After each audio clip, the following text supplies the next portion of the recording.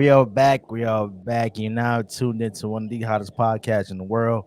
This is Saucy Discourse. This is season 4, episode 4. I'm your boy Jeff. And I'm your boy Marcus. What's up, bro? How you doing, man? I'm good, man. It's a little nippy outside. You know, the weather is changing fairly quickly. It's changing quickly than we expected this year. That means it's going to be a really cold winter. And, but I'm doing all right. Taking things day by day, working hard, getting things ready for you know what. How are you, my brother? How is your week going? I'm not very good. Oh, why is I, that? I am not Why is that? very good. I heard bad news. You got bad news? What bad news? Bad news. What happened? Well, we might What as well just happened? start off with the You, breaking news. you damn right. That's Ladies and right. gentlemen, Say it right. Say it ladies, right. ladies and gentlemen, Say it right.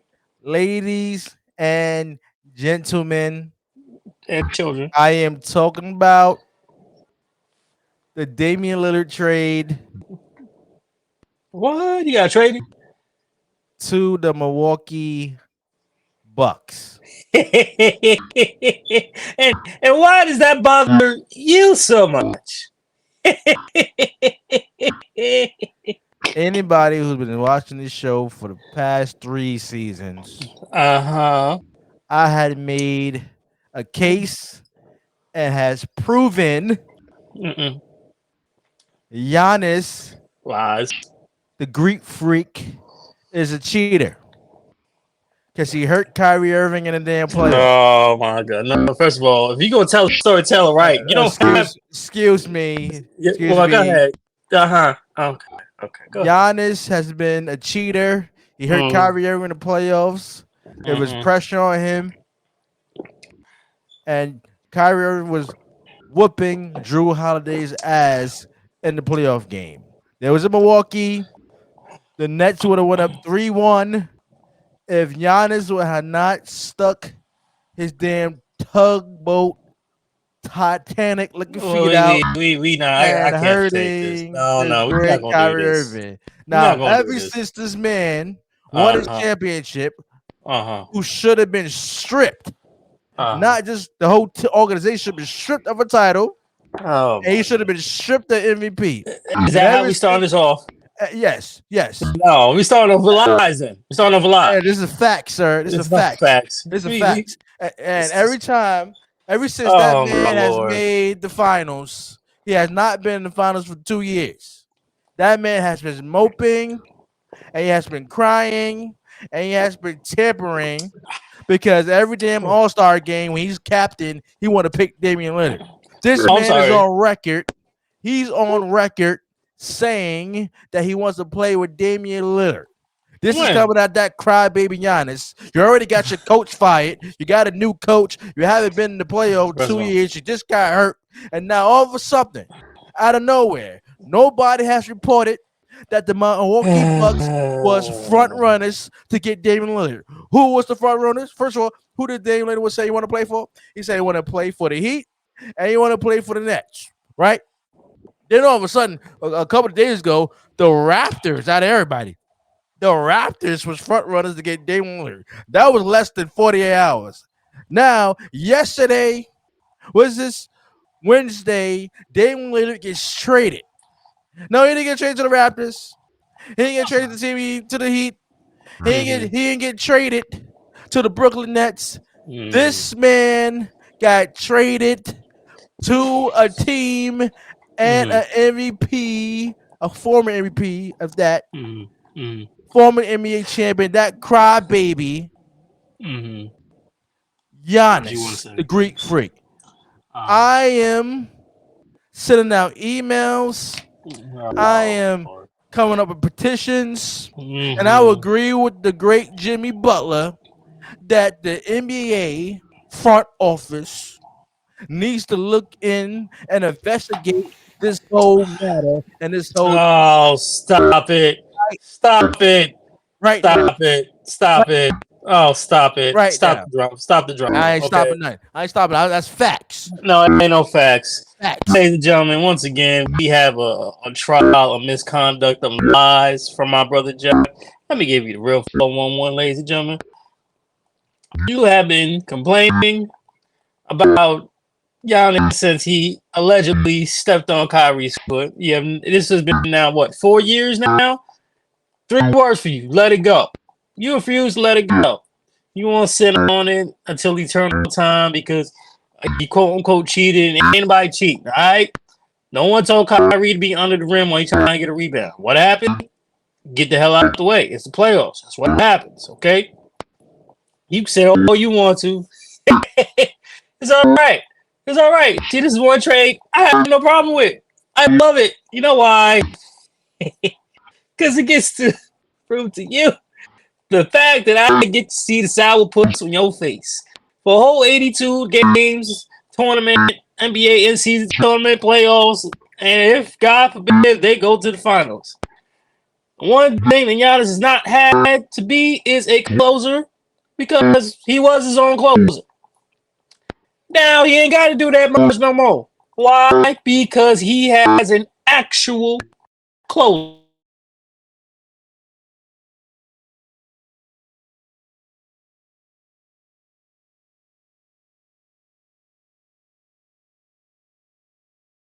Sorry. Can you hear me? Can you hear me? Yeah, I hear you. Oh, wait, hold on. Sorry about that. Hold on. Let me fix my audio real quick. Hold on. Can you hear me now? Yeah, I hear you. That's better. Okay, thank you very much. Nonetheless, like I was saying, ladies and gentlemen, you're pissed off and you have the sourpuss look on your face because you know just as much as I do, they are the actual champions, or I'm sorry, the betting favorite if they were to remain healthy to win the championship. Okay?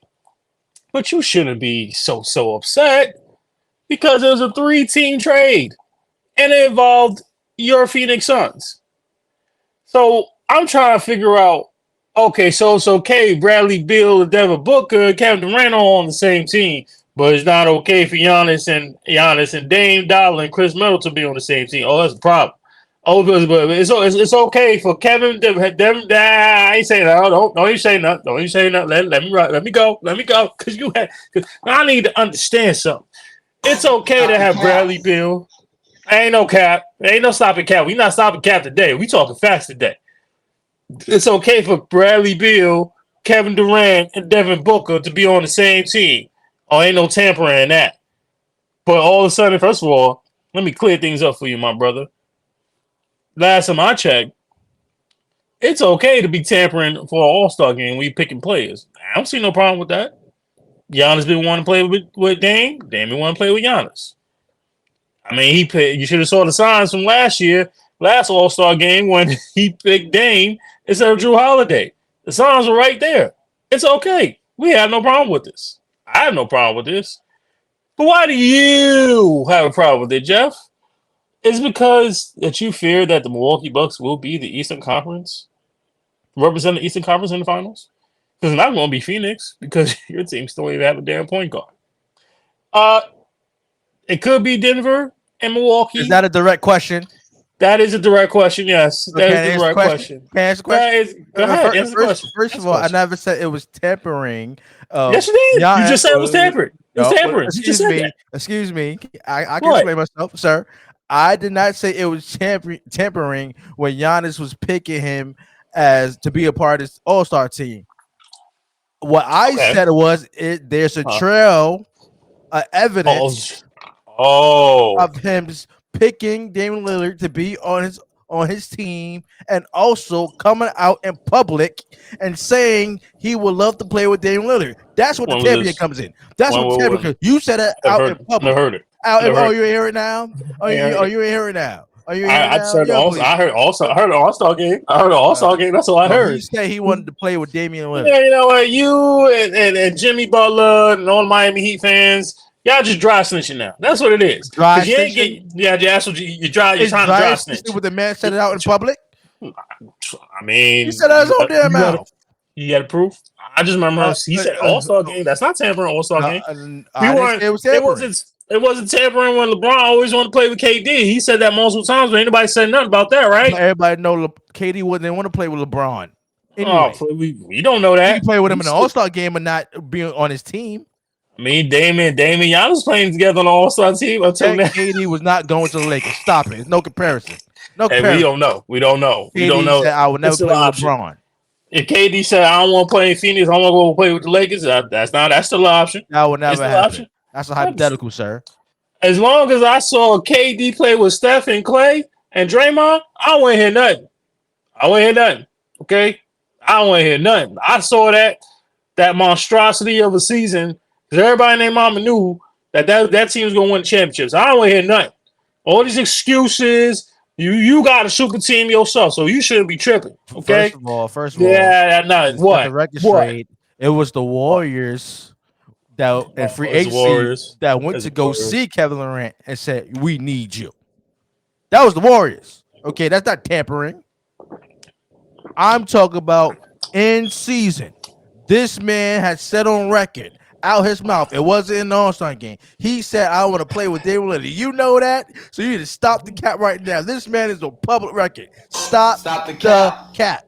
This is tampering. And the NBA should look into this. And just like your damn Knicks was tampering last year. What does my Knicks got to do with this conversation? Excuse me. What does my team got to do with this? I'm about to say. So did the New York Knicks get fined for tampering to get Jalen Brunson? Yes or no? Yeah, because allegedly, I don't remember. No. Did they get fined for tampering to get Jalen Brunson? Because we signed his damn daddy. That's why. That's the reason. That's tampering right there. And he said he wanted something. He signed his father. No, y'all was making it very, very clear that y'all wanted Jalen Brunson. Period. This report's out. I want to hear that. It's not going to help y'all anyway because it's Knicks. But anyway, look at you. That's what see what I'm talking about? You can't help yourself. You just hate. What? You just hate. You just hate the Knicks about. See, it's okay right now because you're upset. I want this out of you. I like to see you angry. I like to see you angry. You mad because the NBA got the right duo right now. We got the right duo. This is the new. I'm not gonna say the new version of Shaq and Kobe because that'll be blasphemous. Yes. My hand was on the button. My hand was on the button. Soon the word Shaq came out of your mouth and your hand was on the button. I mean, Shaq did call Superman. Shaq called Superman. He's the new Superman. Shaq was drunk. Why Shaq gotta be drunk? What is wrong with you? Why everybody gotta be drunk? Man, stop it. You and Jimmy, y'all can do all the tampering fines. Y'all do all y'all want to. Miami had a chance. They had months. No, they didn't. See? What you mean they didn't? They never made the phone call to have talks with the Milwaukee Bucks for Damian Lillard trade. Dame said, and his agent said that Miami and Brooklyn were the two best suitors. Okay, everybody and their mama wanted everybody and their mama, including Dame, said himself, "I want to go to Miami." Yeah, he said that, but I'm talking about doing the last trade talks, right?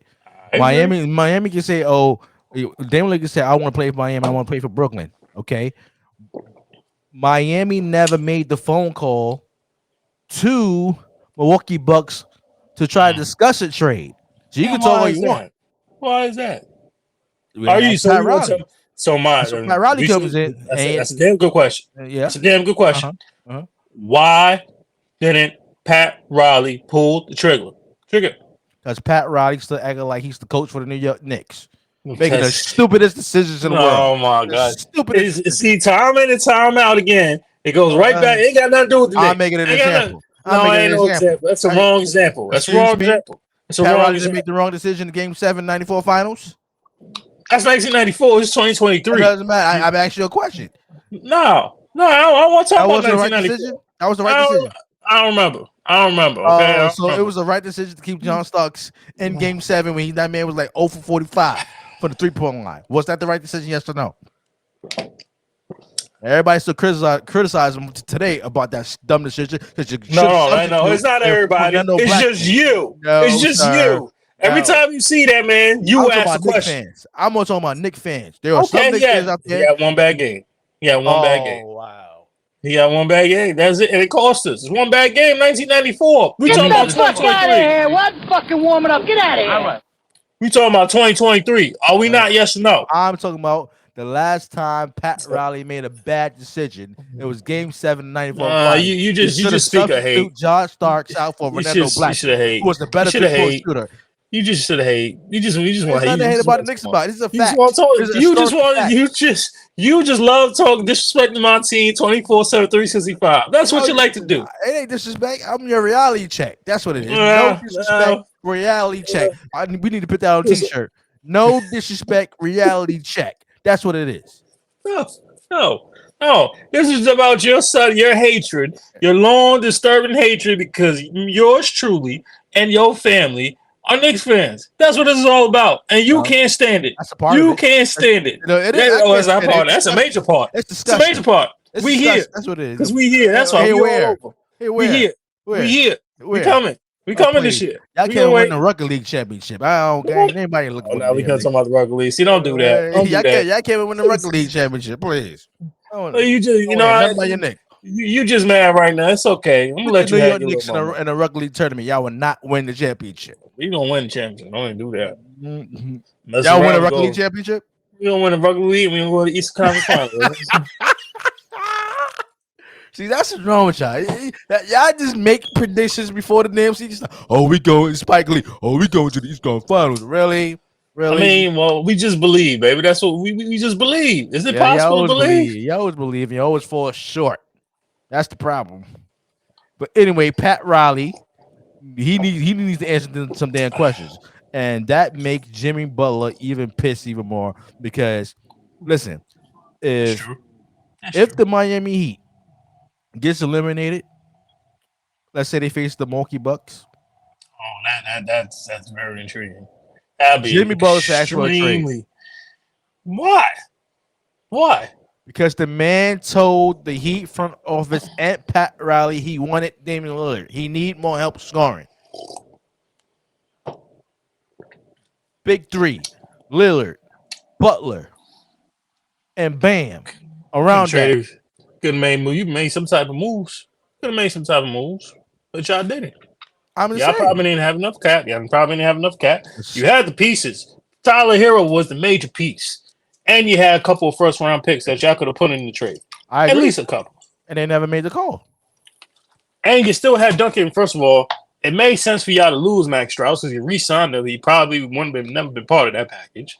You know what I'm saying? You would have had – you still, for some reason, got Duncan Robinson on the table and you barely use him. He's on second to last year on a $90 million contract. Yeah, and you barely played him, man. Right. I mean, Jesus Christ. I mean, it was crazy enough. And you got your third best player overall. Apparently, he wants to be there, and 1 minute he don't, and you're willing to move him, but you didn't. And you still have Kyle Lowry's old ass on the table as well. I understand the personal relationship between Kyle Lowry and Jimmy Butler. I understand that, but what has Kyle Lowry done for you during the season and in the playoffs? Not much. He spent half the year injured, and then when he could play, he had a couple of good games in the playoffs, and that was it. No, he led that team. He was a leader. Right, he was the leader. That's all he is. He was a leader. That's all. Right, he can't do much as he used to. This is not the Toronto Raptors Kyle Lowry anymore. I agree. He's just an older version. I had to apologize. I did call him washed. He's not washed. I don't think he's washed. He's just an older player. That's it. But you had the major piece with Tyler Hero because you're not getting Bam and you're damn sure not trading for Jimmy. Those are the two major pieces. And Tyler Hero, Duncan Robinson were your two major pieces, and you had first round picks. I mean, if Portland could pull off a major trade like with Dame, you can't tell me Miami didn't have enough collateral to use a third or even a fourth team trade to get what they needed or whoever they wanted. They had enough collateral. They could have. They just never made the phone call. Now you got to suffer. As a Knicks fan, I am. They're still top two team in the East. I am happy that Miami's suffering. Yeah, I love that. That makes me very happy, and I'm also happy because you get Giannis and Dame. And the most important part, and I think the most surprising part for me is you kept Middleton. I thought Middleton was going to be part of the trade, not Drew Holiday. Middleton, to me, should have been the piece that should have been moved, but that's just my opinion. I guess you needed Middleton for shooting and his two-way ability, but let's be honest, Jeff, the last 2.5 years, Middleton has not been 100% healthy. He spent half the season on the shelf. That's why they didn't want him. That's why I didn't want to. Now, you're still going to be good in your interior because you re-signed Brook Lopez. You still got Giannis, and you got Bobby Portis, and then you have Robin Lopez's brother. So you're going to be fine in the interior. They are going to suffer perimeter defense-wise because, let's be honest, Dame is not a defender. He has good moments when he can play defense, but he's not a clamps lockdown like Drew Holiday was. Unfortunately, maybe the issue, maybe the playoffs with Jimmy Butler was more truth telling than we need to see because we had never seen Drew Holiday get his ass kicked the way he did in the playoffs. Maybe that was one reason why Drew Holiday was part of that trade. But on the other side, you have to give credit as much as you want to hate on Giannis. You cannot do nothing but give this man credit. Give him credit for what? He put his foot down. Was the reason why months ago he did not want to make it. He wanted to sign the extension. He put his foot down. The moment he was crying. You call it crying all you want to. No crying in basketball. No crying. Yes, there is. What are you talking about? In basketball. Oh, you're so unbelievable right now. Yes, there around is. Crying and pointing the finger at everybody else. I mean, he did what he could, and he was still hurt. And he had 38-15 the last game, and still lost. It's not his fault. Wasn't his fault. He got hurt. Oh, it was his fault? How was it his fault? He got hurt. I didn't say it was his fault. Right. Where was Middleton? Where was Drew Holiday? The man was moping around crying. I mean, and then his fault they didn't show up. But I'm talking about after in the offseason. He didn't sign it. No. Who got fired? Did not. Look, we could say it was time for Bud. Yeah, unfortunately, personal situation. He lost family. I disagree. He did lose family. But it was time. It was definitely time. Yes, it was time. That was. How many times have we sat around and talked about Bud? The man made no adjustments in the playoffs. None.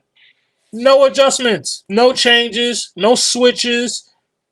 No 2-3. No 3-2. He kept playing the same players the same way. He made no adjustments in the playoffs. As a coach, it's all about a game of adjustments. Every coach knows that. Bud never made adjustments. This is the same exact situation he was in the Eastern Conference Finals when he was coaching the Atlanta Hawks with Kyle Korver, Paul Millsap, Dennis Schroeder. He did the same thing. Got swept. I understand LeBron and Kyrie, but you made no adjustments. Every coach has to learn how to make adjustments, and he never did. And it was truth telling. I don't think we're ever going to see. We're never going to see Jimmy Butler go off the way he did in the playoffs. We had never seen Jimmy Butler do that. I'm not going to sit there and make the comparisons to Michael Jordan in the playoffs because we ain't here for that. We ain't doing that. That's blasphemous. Mm-hmm. Jimmy was Jimmy. He was on a whole different planet, but he wasn't like that. But that performance was crazy. It was crazy. 55. He had a 45 after that, and then just blatantly disrespecting first team all defense and the most underrated perimeter defender in Drew Holiday. Maybe it was that was your best. That's your best defender, right? That was your best perimeter defender. Drew Holiday guarding Jimmy Butler? Yes, and was getting cooked. Who else is going to guard him? You have your best defender on a best player. Who else you going to put on him? So what adjustment can he make? There's no other defensive stoppers on that team last year. It was only Drew. No, it wasn't. It was only Drew. So what adjustment is he going to make? Who? Okay, if he's shitting on Drew Holiday, who you would have had?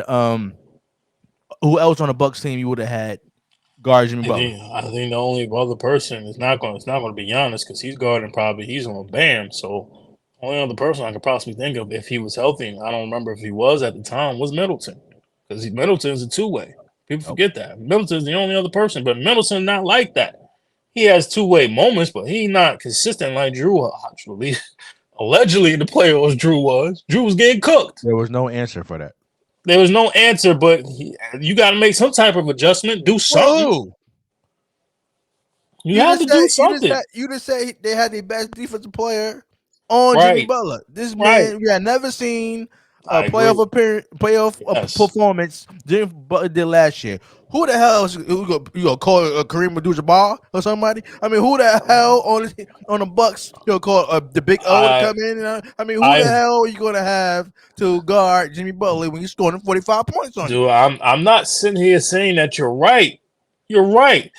But at the same time, you can't just let it keep going and not make any adjustments. That's all I'm saying. That's all I'm saying. I'm asking you what adjustment you could have made if you had change it up. Switch to a 2-3, a 3-2, play some zone, double team them. That would never work. Double them. That would have never worked. Double them. Do something. Trap, double. There had to be something. The way Duncan Robinson, Strauss, and all of them was shooting. No. And that's fine. I'd rather have Duncan Robinson and Strauss beat me than Jimmy dropping 55 on my head and embarrassing me on national TV in the playoffs. It's one thing to do it in the season. It's one thing to do in the season. Bud had no chance of making any adjustments. Okay, so and he has a history of this because he did the same thing back in Atlanta a number of years ago. Who was the best defensive player on Atlanta at that time? Oh, nobody, because they played team defense. They turn offense to defense. And that's why I said it was the playoffs is what? Different story. Yes, the playoffs are a different story, but it's always still going to be. And you're going against the best in the game and the best point guard in the game at that time? I understand. I'm no disagreement here. I'm just saying it's always going to be a game about adjustment. You gonna pick Jeff T, gonna carry everything? Please. That wasn't gonna work. We both know we knew how that was gonna go. And no disrespect to Jeff T, but nonetheless, obviously there was two other teams in this trade. Yeah. I mean, we gotta go to your Phoenix Suns now because you finally got rid of DeAndre Ayton. Thank you, Jesus. Give a round of applause for that. A round of applause. Go ahead. Just go. Let it out. Because I know you've been waiting. Go ahead. Because all you Phoenix Suns fans, you've been waiting for this moment because the man that disrespected Monty Williams, because he got Monty Williams fired. Let's just be honest. He got Monty Williams fired. He got the man fired. Monty Williams is now the head coach of the Detroit Pistons. You got a new coach, Frank Vogel, who was a pretty good defensive coach and a world champion head coach. And now all of a sudden, you finally get rid of the guy that's been giving your team trouble for God knows the last 2.5 to 3 years. And you get traded. Who you get? So DeAndre Ayton is out. Yusuf Nurkic is in. Also, Grayson Allen is part of the trade. So now he's your I guess you could say your backup too. I mean, he's gonna get some run because you're gonna have Bradley Beal and Devin Booker playing 35 to 38 minutes a night. So you get Nurkic as your front line, your starting center, and then DeAndre Ayton now is, I would say, I guess you could say he's the best player in Portland now. Well, I guess we can say that, can we? Until Drew Holiday gets traded, because Drew Holiday is going to get traded. I can see that a mile away. So what is your reaction to DeAndre Ayton finally getting traded? Don't worry. I won't sit here and let you have your moment. Go ahead. Let it out. I've been waiting for this moment for the last 2 years. Even before Kevin Durant got traded to the damn Phoenix Suns, for DeAndre Ayton to finally part ways with the Phoenix Suns. Finally. It was disgusting after the Suns made it to the finals to watch DeAndre Ayton. He had a good run to the finals. Then after that, how much I hate to say it, the Greek freak embarrassed DeAndre Ayton. And ever since then, DeAndre Ayton has not been the same play. Now, you should have got rid of him the year after. But no, you want to give him a damn big contract and keep on the damn team. Now he had issues with the damn team. Hey, man, he got issues with Chris Paul. He got issues with Monty Williams. Got him fired. And everybody else is looking at the finger DeAndre Ayton is pointing at, saying they're the problem, which he is the problem. I am very, very happy that DeAndre Ayton is gone. He can have a fresh new start in Portland. I still don't believe he's the best player on the damn team. It's that damn rookie they drafted in the draft, he's going to be the best player on the team. DeAndre Ayton is going to be probably like a number 2 or number 3 option. Now for my Phoenix Suns, I'm not satisfied yet. I love the Grayson Allen add-on. You can play both sides of the court. Come from Duke. Very feisty on the defensive end. Very spicy. Get that little defensive edge. When he's not being dirty, but go ahead. I'm sorry. Watch him out.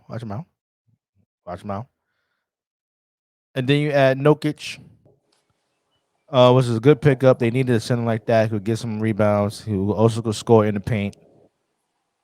He get the mid range too, underrated. Yeah, and which is he's better than DeAndre Ayton. So I like the trade for the Phoenix Suns. He's better than DeAndre Ayton. Come on now. Go ahead. He's he's better than DeAndre Ayton. Okay. And I'm not satisfied. I believe we need to go get Drew Holiday. We just need a point guard. We just need a point guard. We just need a point guard. And that means that what you want to have? Let's go hypothetical here. So let's say you do trade for Drew Holiday. So Drew's already your point.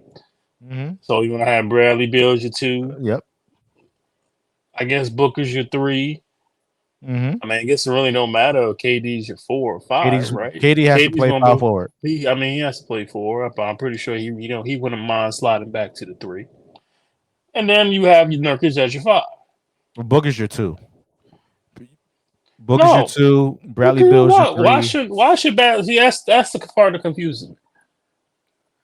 What is the difference between Bradley Beal's game and Devin Booker's game?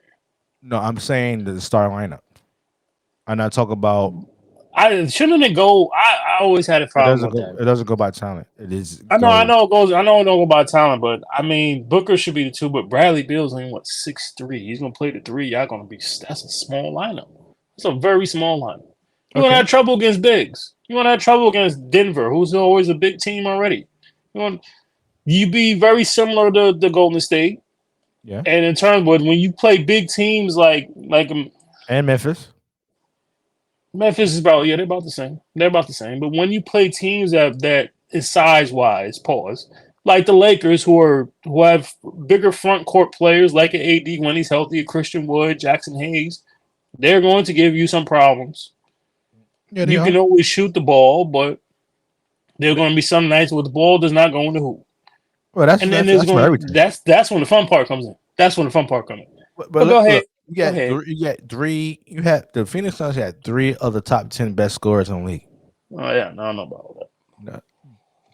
Well, you can hate all you want. There's no Nick in the top 10 best scorer. You might as well just don't even start. Okay. Again, what does that have to do with my name? What about my name have to do with this conversation? Because you're a hater. You're a hater. Ain't no hate. Yeah, Booker, Bradley Beal, and Kevin Durant is arguably top 10 best scorers in the league right now. I'm not gonna argue with Booker. I'm not gonna argue with KD. Damn sure I'm not gonna argue. I mean, KD is KD. When Bradley Beal was healthy, he was before he got hurt. He was dropping like at least close to 30 points a game. The question is, can he stay healthy? That's the question. That's not the question for just Bradley Beal. That's the question for all 3 of your players. Because historically, all 3 of your players missed time last year. Okay. Yes, Bradley Beal's in Washington for the trade, obviously off season.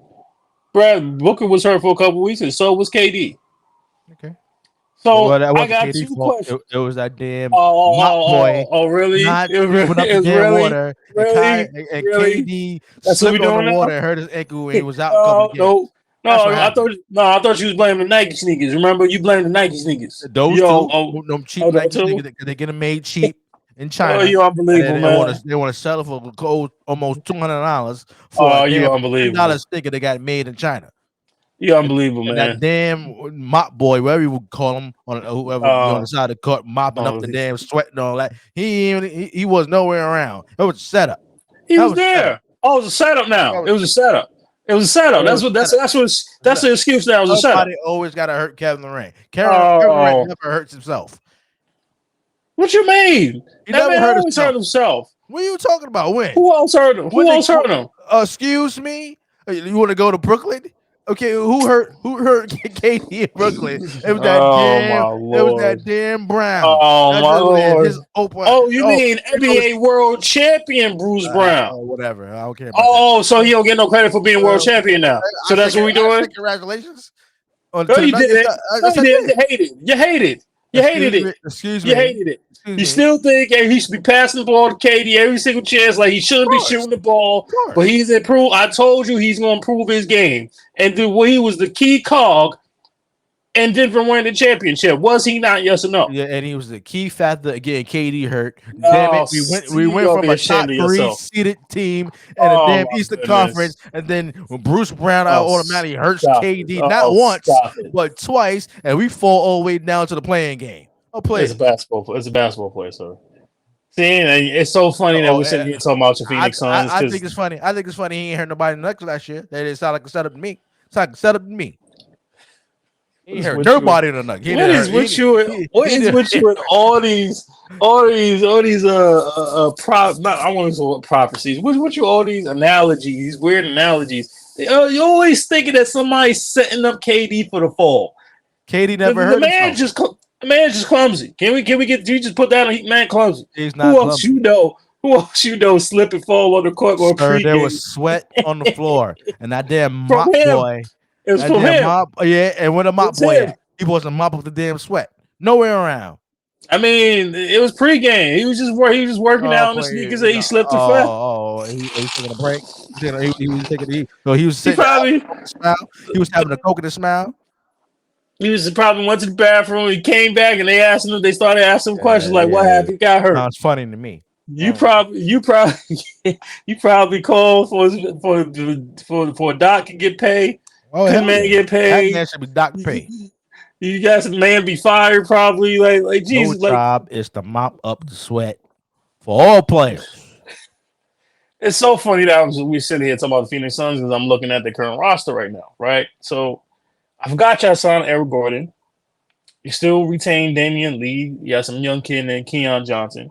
Mm-hmm. You got Drew Eubanks. You signed Bobo. Yeah, you did. And you also signed. You got Josh Okogie, who's very underrated. I think he's very underrated. And you re-signed Watanabe. Yes, Watanabe.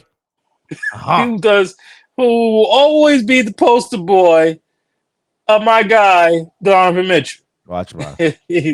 I'm sorry. You don't jump with Donovan Mitchell. You just don't jump with Donovan Mitchell. So, are you going to sit here and say, Jeffrey? Now we done talked about this trade. Are you going to sit here and say that Phoenix Suns are the Western Conference favorites to go to the NBA Finals? I wouldn't say they the favorite, but they top 3 in the West. So who's top 2? You got the defending champions. I mean, they should be number 1 because last time I checked, they got the best player in the league right now. That's right, I said it. Jokic is the best player in the league. I said it. And until somebody prove me wrong and how to stop him, Jokic is the best player in the league. You're unbelievable. I'm sorry, is Jokic not the best player in the league? Yes or no? No, he's not. He's not the best player in the league. Who's the best player in the league? His runner-up. Who? He's not the best big man in the league. No, I didn't say big man. I said he's the best player in the league. Jokic is the best player in the league. No. I said it. Who's the best player? Who's better than Jokic? Who's better than Jokic? Who's better than Jokic? See, when I think it's Jokic, I just think my big man. See, that's the problem. We're talking. I said overall. Because the only thing that Jokic can't do is he can't defend and he's not athletic. So he don't need to be. I think he's the best player in the league. He's the best offensive player in the league. Because everybody involved. No. He doesn't have a skill set he doesn't have a skill set as Kevin Durant. He doesn't. Yeah, but nobody has a skill like Jokic. What skill set? Yes, he does. Who has a similar? LeBron James has skills. LeBron James can pass. LeBron James. Who? Are you gonna sit here and tell me LeBron James better than Nikola Jokic? Yes. We talk about the game, right? Talking about his game. Talking about skills, right? You didn't give yourself. I want the button. I want the button. Nope. LeBron James is not better than Jokic. LeBron James is an overall better player than Jokic. Oh man, he's not. No, he's not. Nope. And you can make the argument Embiid is a better skilled player than Jokic. How? Who was second up in MVP voting? That'd be Embiid. Oh, that was Jokic this year. Because, even though everybody knows that, yes, we were happy for Embiid winning the MVP, but only reason why, because we got tired of giving them, they didn't want Jokic to win back to back to back. Right. But it proved in the finals, but who stepped up in the playoffs and in the finals, and who didn't step up? Embiid stepped up. He just had no help. Please. Game 6 and Game 7, Embiid was a no-show. Oh, we gonna forget about that? Who else showed up for Game 6 and Game 7? I mean, Jason Tatum, Jaylen Brown did. Yeah, back to back. They did. And don't get me started on them other dudes. Where was Tyrese Maxey? Where was Tobias Harris? We ain't got to talk about James Harden because we know about James Harden, what happens in the playoffs. Exactly. Ain't nothing to talk about that. That's historical. Nobody showed up. Please. But we talk about Jokic showed up every single game in the playoffs. He was destroying your man DeAndre Ayton. DeAndre Ayton was sitting there looking like he was just standing there looking like this, just like what's the name of them things maybe outside by car dealerships? They just sitting around, floating around in the air. Yeah, you know what I'm talking about. that was DeAndre Ayton. If you go back, ladies and gentlemen, watching the playoffs, DeAndre Ayton spent more time in the air just floating around, getting bullied. Because DeAndre Ayton's about 240, 250, about 250, 260. He ain't no scrub. No, like, he ain't no. But he was getting destroyed over and over and over again, averaging a double-double against him with my man Jokic. That's why I said Jokic is the best player in the league. And y'all going to have to deal with him. Even with Nurkic, he ain't got no answer. No, he has competition this year, so we'll see how far the next. Because you got Bradley Beal and Devin Booker. Ooh. I'm just talking about the West Conference overall. Okay. Yeah, so I agree with that. You still got the Kings knocking on the door. You got the Lakers got a better upgrade. I was with you. I was with you. The Kings. Nobody expected the Kings to go to the playoffs. No. First of all, you of all people are not going to talk to me about Sacramento Kings. I know. You don't want that, brother. You want to talk about the Sacramento Kings. I talked about that the last 2 years. Yep. Now, the year before, okay, you're right. But I sat here on this show before the season started, and I told you word for word that the Sacramento Kings were going to the playoffs. And what did you do? You gave me the biggest Joe Pesci, not once, not twice, but 3 times. And what you need to do, give yourself a Joe Pesci just for that. That's what you need to do. Yeah, I ain't doing that. Get your own soundboard. This is our show. This is our show. You need to get your own. You need to give yourself a Joe Pesci. Get your own mic. Get your own soundboard. No, man. Nope. Yep. Your own soundboard. I ain't giving me nothing. See, you ain't being fair. You can't even admit it. You was wrong. You was wrong about Sacramento. You was wrong. Give yourself Joe Pesci. You went far. You say they ain't had no chance. They not ready. I said they was ready, and because they got the right coach, and it proved me right. And they took Golden State to 7 games. They don't care about the whole Draymond situation. They don't care about all that. I don't care about it. But the fact that they went to 7 games, now I do want to see what is the next step they're going to take. That is the only question I have about them. Are they going to be top 5? They were in 4th place last year. They could. Could they slide into the top 3? Yeah. But you're absolutely right. I cannot sit here talking about the Phoenix Suns are the favorites in the Western Conference Finals. I can't do it. The talent is obviously there. You got the best 3 scorers, top 5, top 10. It's always debatable arguments, whatever. Excuse my words.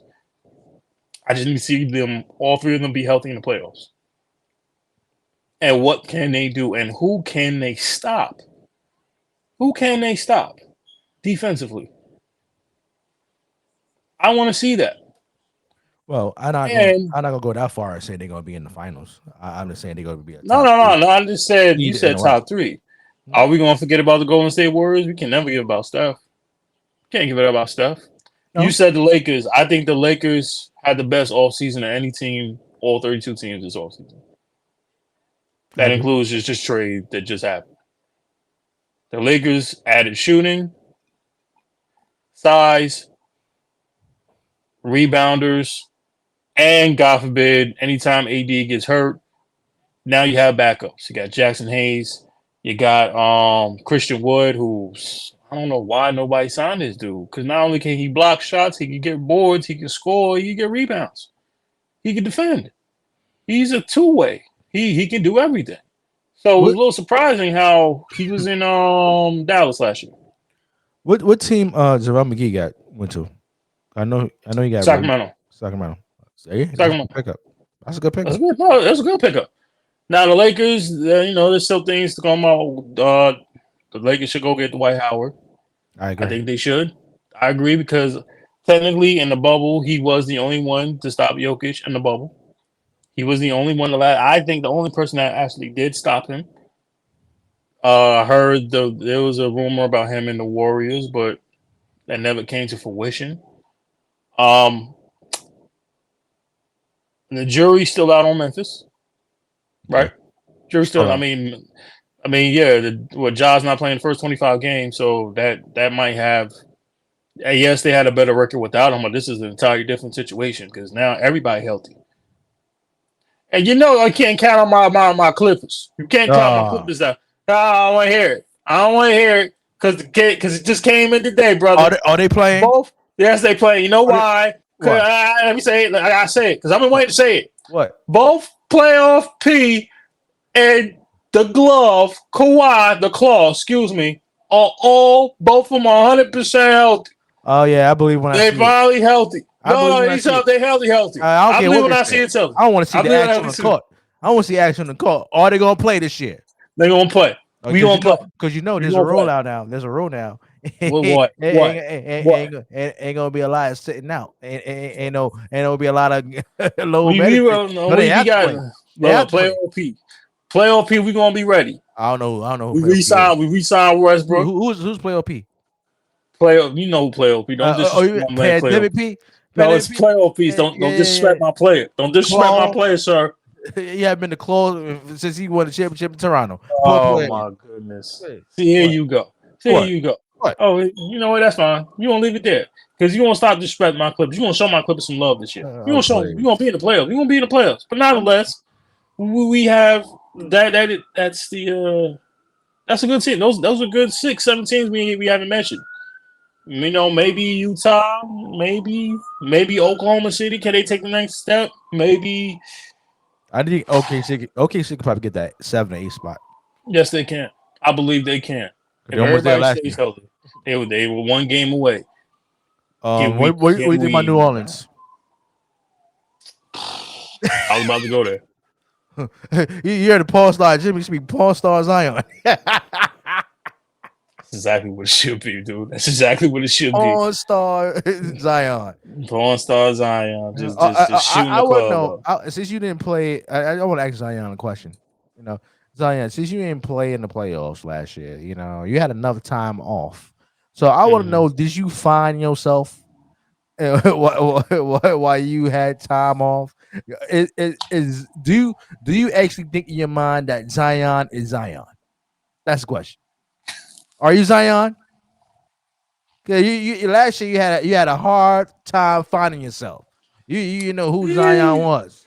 He said I'm about 98% Zion, but when I'm 100%, then I'll be Zion again.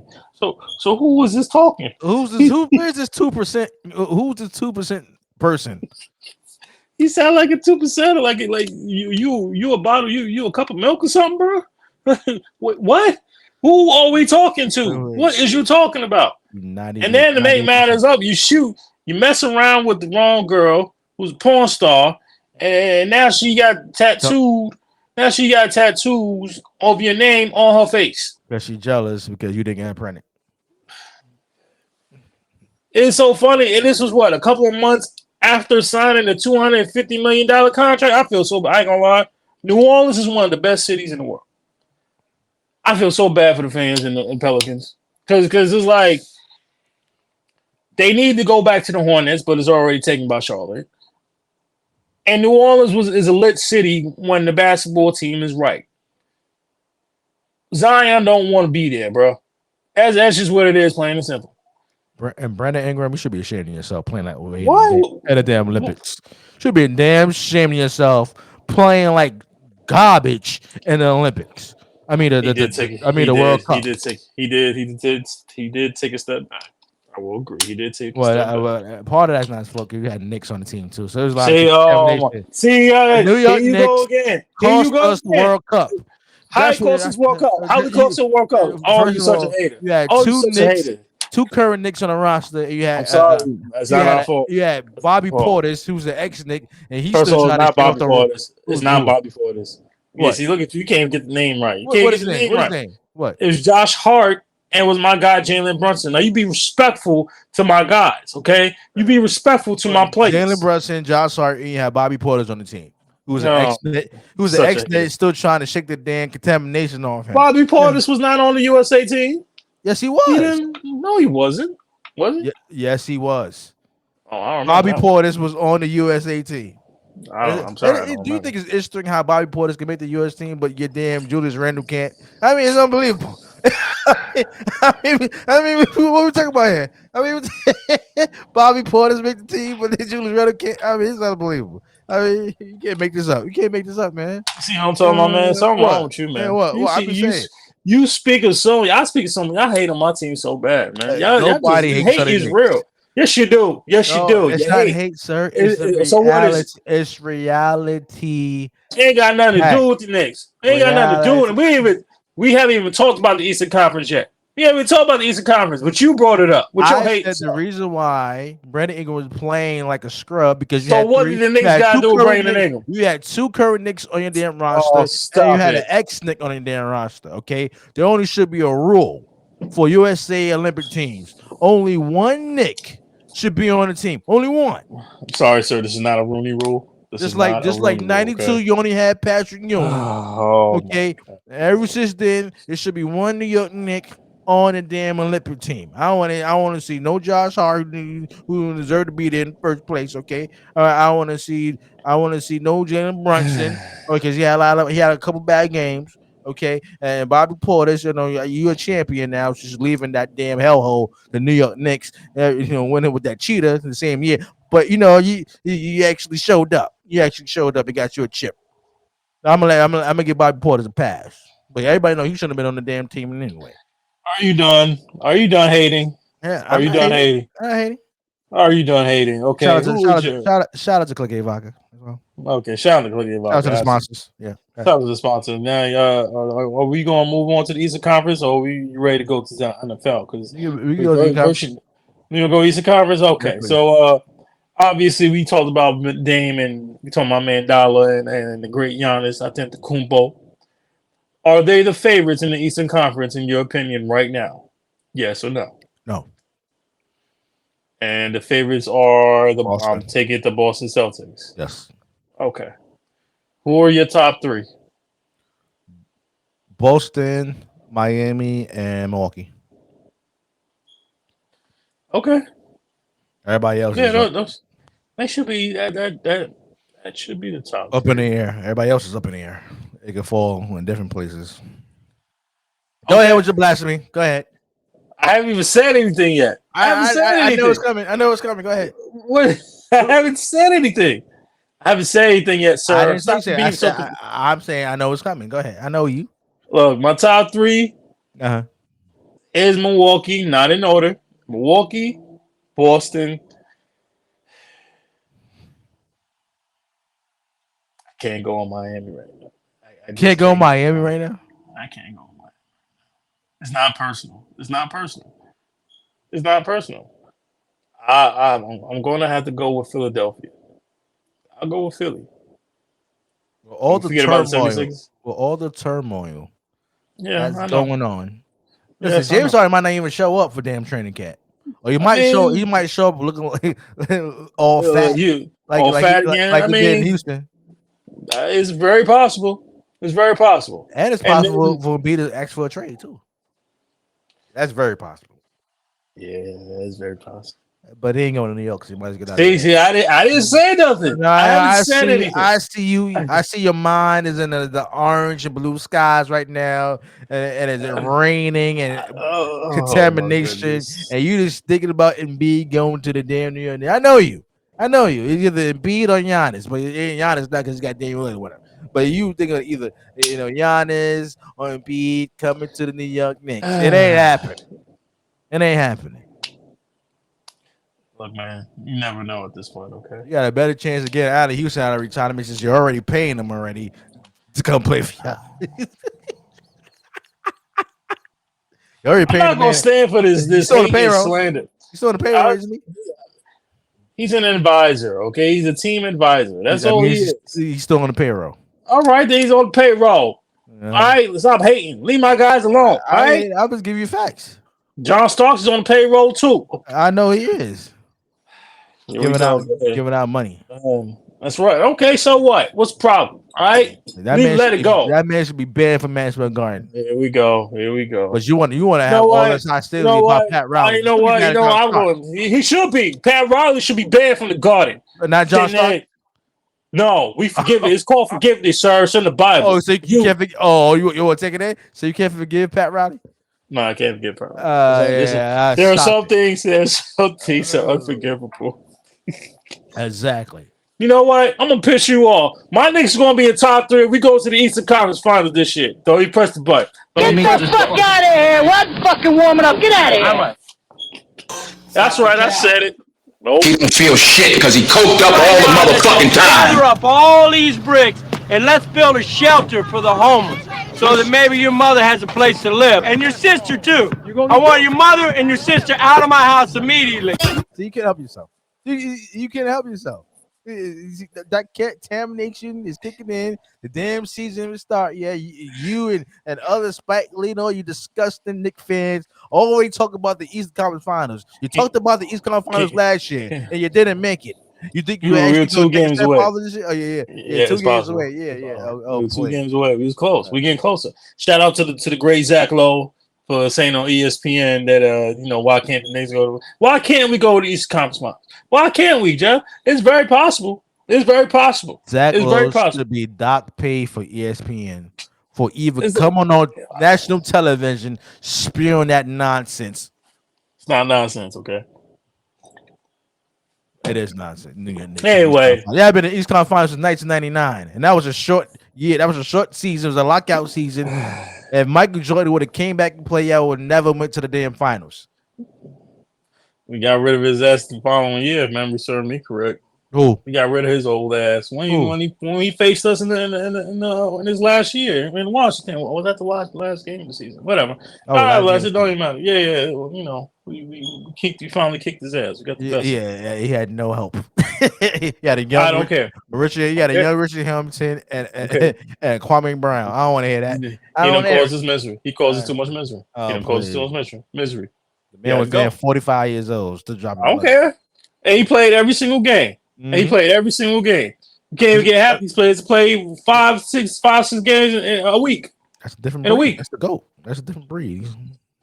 It's like Tom. All right, Watch your mouth. Tom Brady is the Michael Jordan of the NFL. You watch your mouth, sir. You watch your mouth. That man is banned from my podcast. No, I want to hear about no. Look at this. Jimmy Garoppolo concussion protocol. Go ahead, say it. I know you want to say it. Go ahead. We're gonna go to the NFL. Jimmy Garoppolo might not even play this weekend because we're gonna change the NFL now. It says breaking news: Jimmy Garoppolo might not play this Sunday due to a concussion. Go ahead, say it.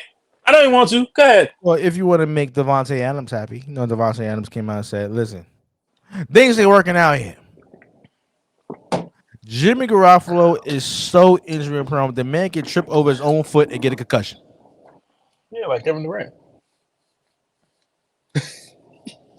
I'm sorry. Go ahead. Watch him out, sir. Watch him out for Kevin Durant. Go ahead. Oakland Raiders. If you want to save your season, and it's still hopefully damn stinking New Jersey Jets. If you want to save the season, you gotta call the man. You gotta call the best available quarterback right now, and that's still the GOAT, Tom freaking Brady. The man already have minority ownership with the damn Raiders. So you might as well Tom, if I was on it, hey, Tom, you still get that itch. Still get that itch, we need you. Jim Garoppolo, the man can trip over his damn foot and get a concussion. Okay. We need you, Tom. We need you to make Devontae Adams happy. We need you to get this offense going. We'll let you run any play you want. You got Brandon, you got Josh Jacobs in the backfield. You got a good running back. You got an okay offensive line. You got Devontae Adams. You got a good wide receiver core with Renfro and the crew. We got Myers, who's the expatriate. You need Tom Brady, Raiders. And the Jets, it's not too late to save your damn season because Zach Wilson ain't the answer. 10 points. We can tell him 10 points. That's you averaging 10 points. Was Zach Wilson as a starter? Please. It ain't too late, New Jersey Jets. It ain't too late, Las Vegas Raiders. You need the best quarterback available. Not Matt Ryan, not RG3, or not any other blasphemous quarterback they want to put before Tom Brady. You need the GOAT, and the GOAT will be there. All you gotta do is put that TB12 in the sky like he's Batman, and he will show up. But you gotta pay the man. Okay, give the man a 2-year contract, $50 million a year. Make the second year an option, whether he wants to stay or he could part ways. But if you want to say your season and not worry about Devontae Adams asking for a trade, you should go after your minority owner, which is Tom freaking Brady. What did you just say? Minority owner? What? $50 million? What? Something wrong with you, man. Something wrong. $50 million a year. Ain't no, but first of all, I'd rather have Trevor Siemian, Colin Kaepernick, Carson Wentz, Tim Boyle. Get the fuck out of here! What's fucking warming up? Get out of here! I don't care. I'd rather have every single one of them before I had that old geezer on put that jersey on. And that's why y'all never win. So I don't care. I'll be damned. I'll be damned. See, son, where did you get the money for this? Where you get the money for this? They got the money. Where you get the money? They got the money. Where you get $50 million from? Give him a 2-year contract. The second year is an option. It could be a team option, and pay him $100 million, $50 million a year. The New York Jets, the sworn enemy for over 15 years, he's going to sign with them and play with the Jets for $50 million. Yes. Something wrong with you, man. Something wrong. You on his payroll. You on his payroll. I'm president of his fan club, sir. Oh my God! They just got the money. They can find $50 million. You can get time for the Jets. You can give him a 1 year, $50 million. I'd take the rest of the season. Time for the rest of the season for $50 million. I guarantee you would consider the offer. I can't even talk to you. I can't even do it. Let's just go to scores. Let's go to scores. You made me shake. You don't believe me. We're gonna recap. Week 3. Starting off week 3 was just stinking Giants. Already sticking up week 3, losing to the San Francisco 49ers 30-12. Mr. Wilson, what happened to your damn Giants, sir? Stop snacking the people's ears. Sorry. We played a physical team. That is the San Francisco 49ers. No Saquon. Every time Saquon does not play, it don't come out good. You can laugh. I don't care. It's gonna be all right. This is one game. I just need to ask the NFL for one thing, and you're probably gonna agree with me on this. Can you stop putting the Giants in prime time right now, please? Take them on prime time already, okay? You just had them on the first week 1 with the Cowboys 40-0. We got embarrassed on national TV. Then we get embarrassed last Thursday while we live. Now we got another primetime game next Monday. Can you stop putting on some primetime? No. Can you put us on the right? No. No. Look, we don't have a playing. Y'all didn't have enough primetime game. You said last season. That's when our team was healthy. That's when we were healthy. We ain't healthy right now. You said we ain't healthy. Ain't no Saquon. Primetime games. You finally get what you want, and now you want to take them on TV because y'all stink. It ain't ABC or NBC fault. It's your fault. How's it our fault? You asked for it. You like, hey, stop disrespecting my Giants. We need more primetime games, and when you get primetime games, you stink. Well, you stink last year, but you stink even more. Also, we made the playoffs, so we don't stink. Oh, congratulations. Anyway, San Francisco is the best team in football. I want to hear about Dallas. We're going to get to Dallas. I can't wait. Brock Purdy, I mean, the man has been undefeated since he's been the quarterback. Since they traded for Christian McCaffrey, San Francisco was undefeated. I'm saying it right here, right now. San Francisco is the 49ers are the best team in the league. And there is nothing that you can tell me otherwise. That is not the truth. I want to hear about Philly. Were they issues? I got questions. And I know there's another team that you can't wait to talk about. Because I got something to say about that. I got something to say about it. We're going to get to that nonsense that I saw. Ain't a whole lot to say about that. I got something to say. We get to that. But my Giants, we're going to be all right. We got 10, 11 days to prepare for Geno Smith. Is Saquon playing? No, he's not playing. We're not sure yet. We don't know yet. Yeah, he's out. We don't know. He's out. I said we don't know yet, sir. We don't know. 3 weeks. We don't know. No, now he's saying we don't know. We don't know. Things change. Okay? You said that about Odell last week. Well, he's going to play Sunday. You never know. Ain't the man didn't show up. Play. He was ruled out, sir. He had a bad ankle. Okay. Oh yeah. He just had a little boo boo.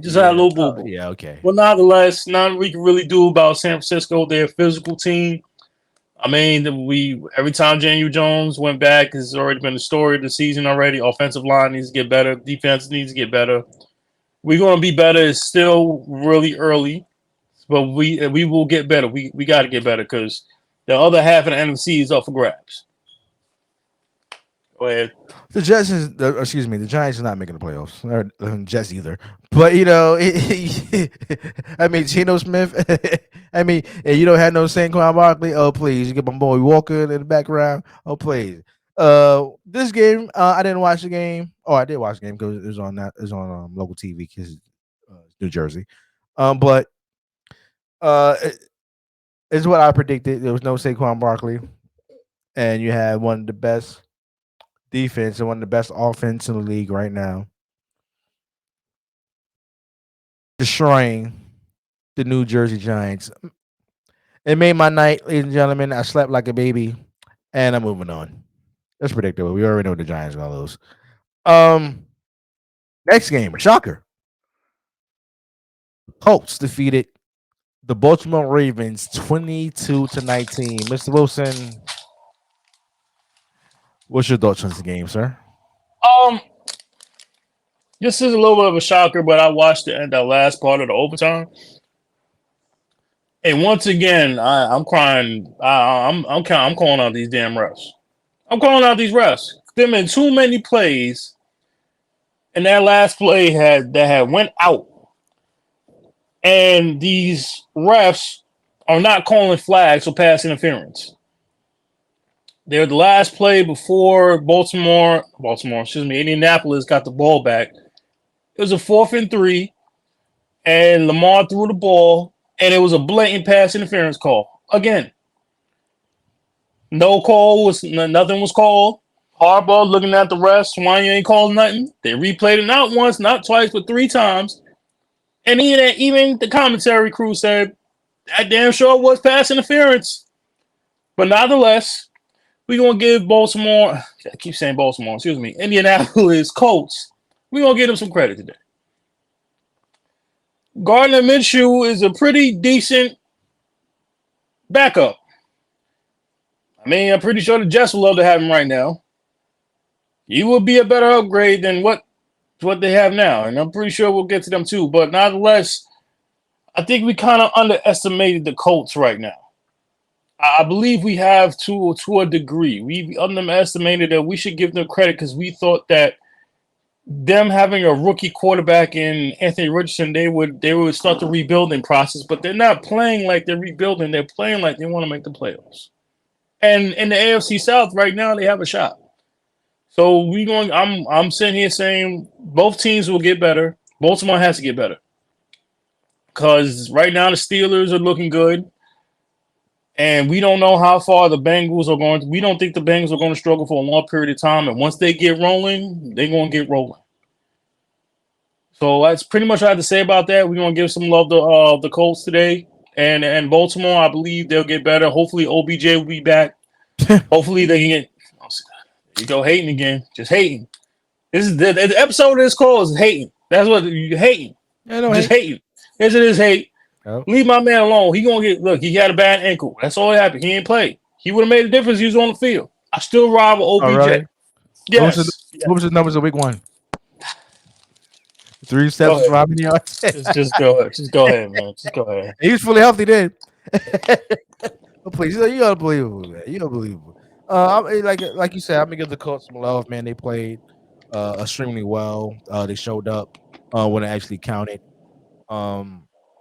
When it comes to the Baltimore Ravens, I'm not a believer. Offensively, they have no weapons at all, and Lamar Jackson I think he really stuck his foot in his mouth.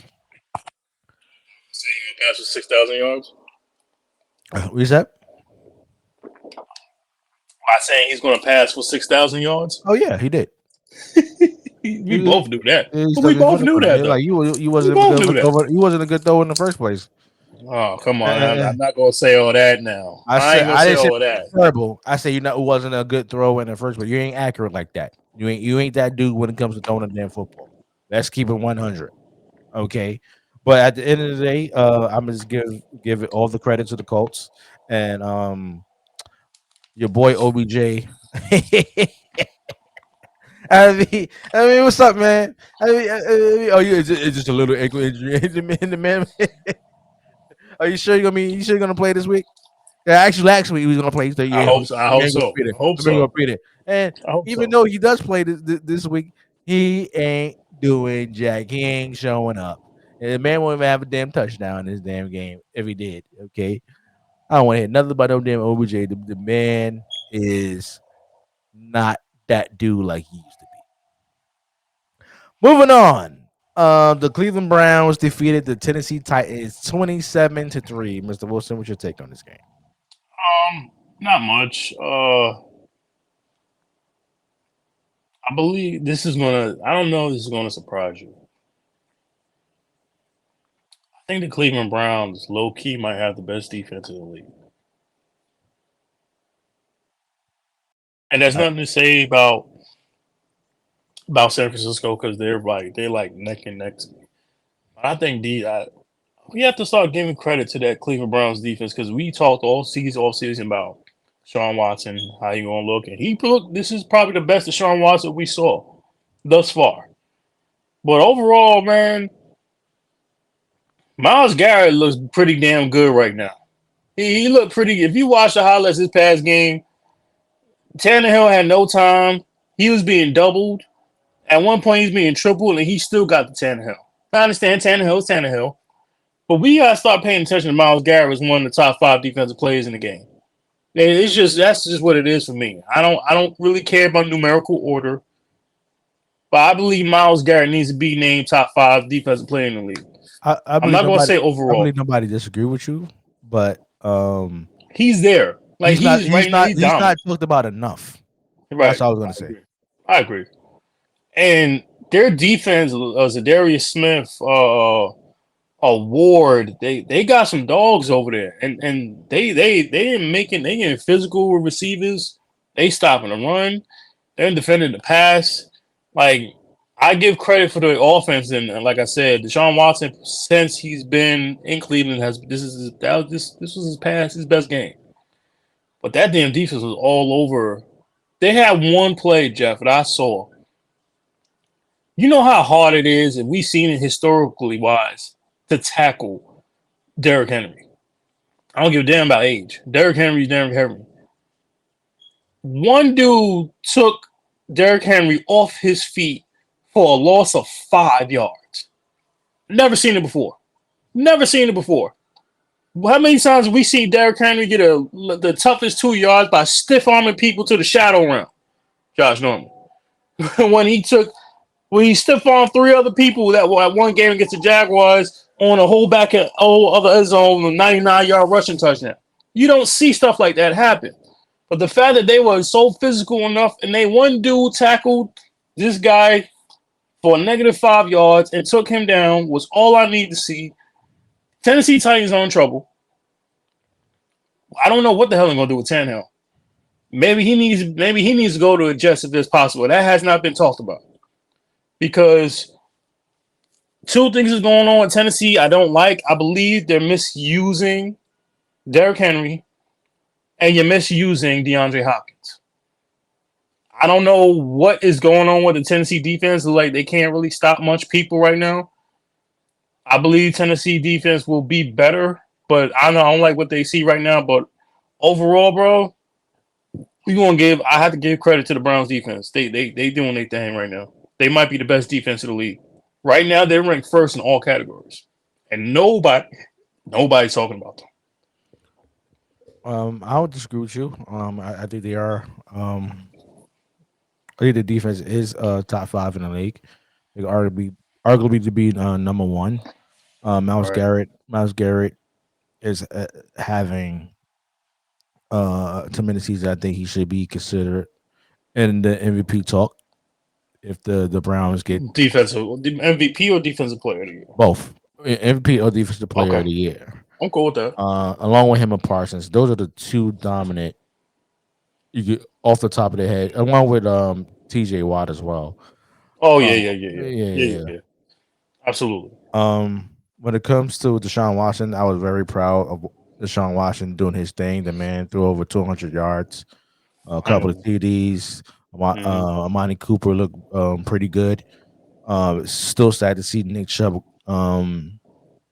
hurt and didn't play, but they actually made up for his loss in this game. They actually found other ways to get everybody else involved. How'd you like? I'm sorry, I didn't mean to cut you off. What do you think of Kareem Hunt? Did you really see much? Or you feel like I didn't more from him? I didn't really see much about Kareem Hunt. Okay, but I think they need to use him more as well, and just get him more involved in the offensive game. Kareem Hunt is more effective when it's that what do you call it, that screen pass. Screen passing. Yeah, he's more effective when it comes to that instead of just running up the gaps straight ahead. I think that's more of a Nick Chubb thing. But if you get more involved in the pass and run game, I think Kareem Hunt can actually be the X factor with Nick Chubb being out. When it comes to the Titans, I totally agree with you. The reason why the defense is not that effective because they always on the damn field. I mean, they misutilize Hopkins. I think Hopkins should have never went to the Tennessee Titans in the first place. I think if I was a team that's in the hunt, getting to the playoffs and a close favorite winning the damn Super Bowl, I think I'll be making a phone call before the training deadline to try to get DeAndre Hopkins as well. Derrick Henry has not been himself. I blame that mostly on the offensive line as well. I like you said, I'd never seen Derrick Henry get picked off of his feet like that and be drugged like that. The man got an Arn Anderson spine buster. I mean, just like you to use a WCW reference, but I'll leave it alone for now. No, don't disrespect Arn Anderson like that. Watch him out. I said it's not like you use a WCW reference. That's all I said. But go ahead. You never saw him get put on his back like that. Right. But I think it's time for the Tennessee Titans to move on from Tannehill. That's number one. I think they should rebuild. I think they should get rid of Derrick Henry and give him the deserved justice of actually competing for a damn Super Bowl. He should ask for a trade from the Tennessee Titans. They should get rid of D Hop, try to get some draft picks for him as well. But overall, the Tennessee Titans is horrible. I thought they was going to put up more numbers than this. They're actually just putting up 3 points. I thought it was going to be a very close game, but like you said, it's Ryan Tannehill, and he has his days when he's not good and when he's good. Next game we got. Hold on, real quick. Before I point to where you go to the next game, I want to call Tennessee horrible. I would call them like in between, in the middle. They in the middle. They're like in the with the Steelers. And they're like with the Steelers at times, the Raiders. They're like the teams in the mid tier. They're not one game they look horrible, and the next game they look good. We agree with that, right? And one last thing about Tannehill, if you could solve his career up right now, and you can compare it to one quarterback, who would you compare him to? Ryan Tannehill? Yeah. I have the perfect answer. You talking about in the league right now or like all time? Well, you can go all time. You can go someone that used to play. Because I have the perfect answer. And then you're probably going to agree with me with this answer too. I can't think about them right now, but go ahead. Who remind you of? Ryan Tannehill reminds me of Ryan Fitzpatrick. That's fair. That's very accurate, right?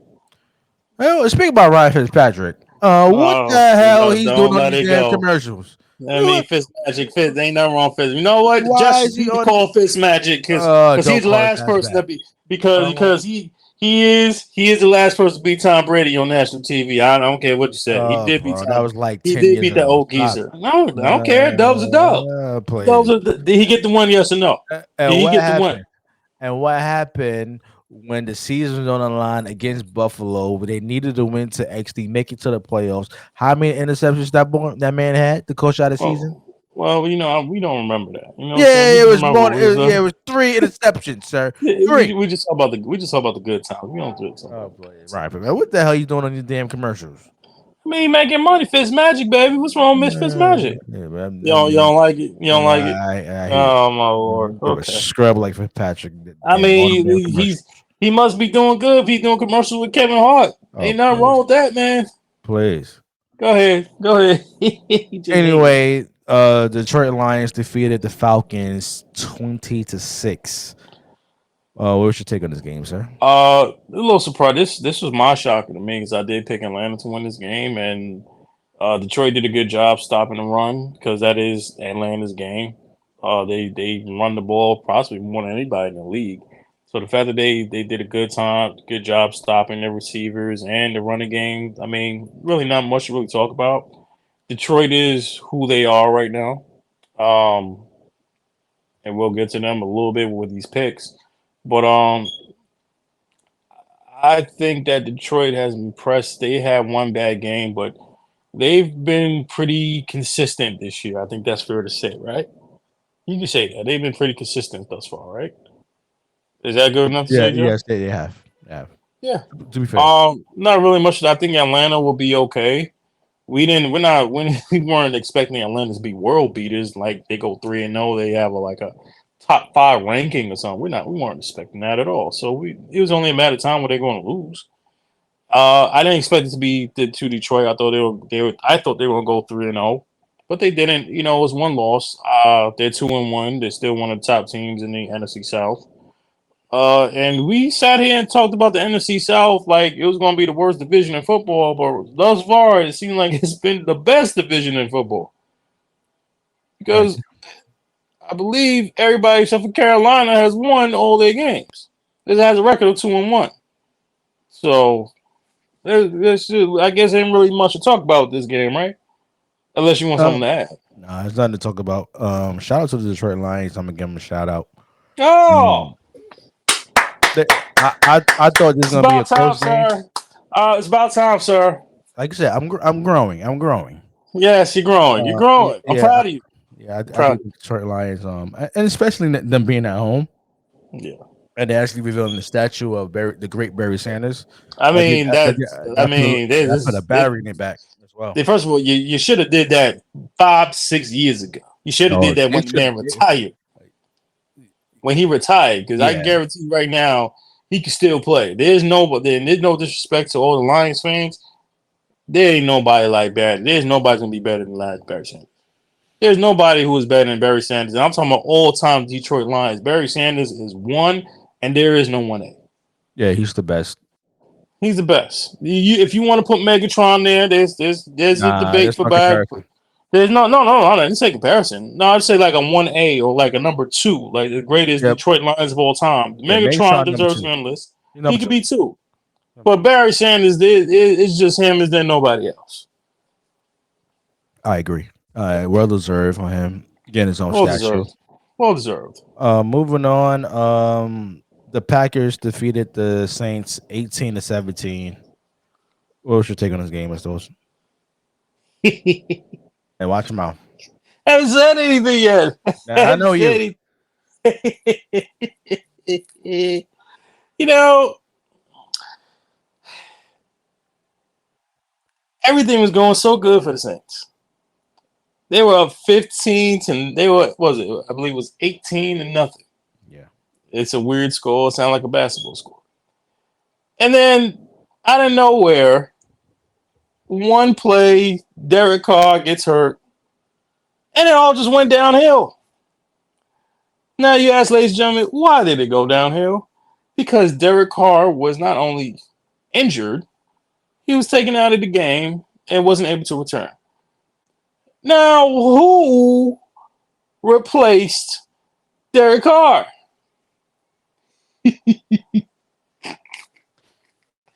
LB1. No, it wasn't Taysom Hill. No, it wasn't Ian Book or Trevor Siemian, whoever they had in the last couple of years. But it's one person that they replaced him with, and that was that blind-ass James Winston. Watch your mouth. And the minute he got on the field was the minute they nosedived and they lost that 18-point lead in one quarter, and the Packers came back to win this game. You can't make it up. You just can't make this stuff up, man. You gave the man a shot. You gave him a shot because I know you were hyped. I know you were hyped because I've been waiting to talk about it. I've been waiting on this one. This is this very one thing I was waiting to talk about because I know when you heard that Derek Carr got hurt, I know it was like, yes. And then you find out they didn't put in Taysom Hill, who should have been playing, by the way. He's your real quarterback, and I don't know how many times I got to say that because you gave him a $50 million contract. He's a running back, sir. Oh, okay. Oh, he's a do it all. He do everything. He throw, he pass, he catch, he do it all. You can't play tight end. And he's on special too. Yeah, apparently, yes, he can. No, you can't. Yes, he can. He's sir, like stop hating. Playing tight end. You saw that he be playing tight end that game? Nevertheless, sir. And you put in this blind bum. Watch him out. And then they just go, okay, maybe that's a little too far. But you put the man in the game, and things just go downhill. So what happened? He didn't have over 100 yards. The Saints weren't the Saints. And then you had Michael Thomas on the field, whatever he wanted to be. You had Chris Olave, who had over another 100-yard game. Well, by the way, he's one of the best young receivers in the game. If it was for Garrett Wilson winning Rookie of the Year, it would have went to Chris Olave. They were teammates in Ohio State, not less. The Saints defense just nosedived. They couldn't stop Jordan Love. And then next thing you know, the Packers just became these world beaters. Their first game at home without Aaron Rodgers or Brett Favre, and then they came back to win the game. Not really much to talk about here. Jameis Winston was a scrub. He was overrated, like I knew he was. But it didn't stop you for getting hype. It ain't stop you because you had to smile. You had to smile. And if the Saints would have, let me finish. If the Saints would have won the game, I would never heard that interview. If Derek Carr was out for the rest of the season, God forbid, and we don't wish anything bad on this team, you would have been hyped. You would have been hyped. I would never hear the interview from you. But you know what? We live in reality. And blind people never win. Well, not all blind people, but this blind dude, Mr. 30 for 30, he'll never win. But go ahead. I'm going to let you have it. Are you done? I'm done. Sir? Are you done, sir? First of all, watch your mouth. But James Winston, okay, watch your mouth. I'm going to give James Winston a pass on this one, ladies and gentlemen. You know why? The man has not played in a long, long time. The man was rusty. Ever since last year being disrespected. Having Trevor Siemian and Taysom Hill being starting quarterbacks for the damn Saints. Now, for Derek Carr said, him not being in Las Vegas anymore, not playing with his close buddy, Devontae Adams, pretty much sticking up the joint last year in Vegas, for him to get a first new start. He's had a good game until he got injured. I hope the shoulder injury is not serious, him not missing the season. But I do feel good about the Saints going forward because they have their best running back playing this Sunday. Who's on my fantasy team this year? You know, I don't expect much from the first game. That's why I have most of flex player. I don't expect much. But Amora's coming back. And I think when him being on the field, I think it brings the offense more confidence of actually hopefully winning that game. The Packers, Jordan Love had proved a lot of people wrong so far. The brother can throw, the brother can run the damn football. He makes good decisions. He's not holding the ball long like Zach Wilson. If it's the play's not there, he's throwing it away. He's not holding on to it, trying to make a play. I gotta give Jordan Love some love.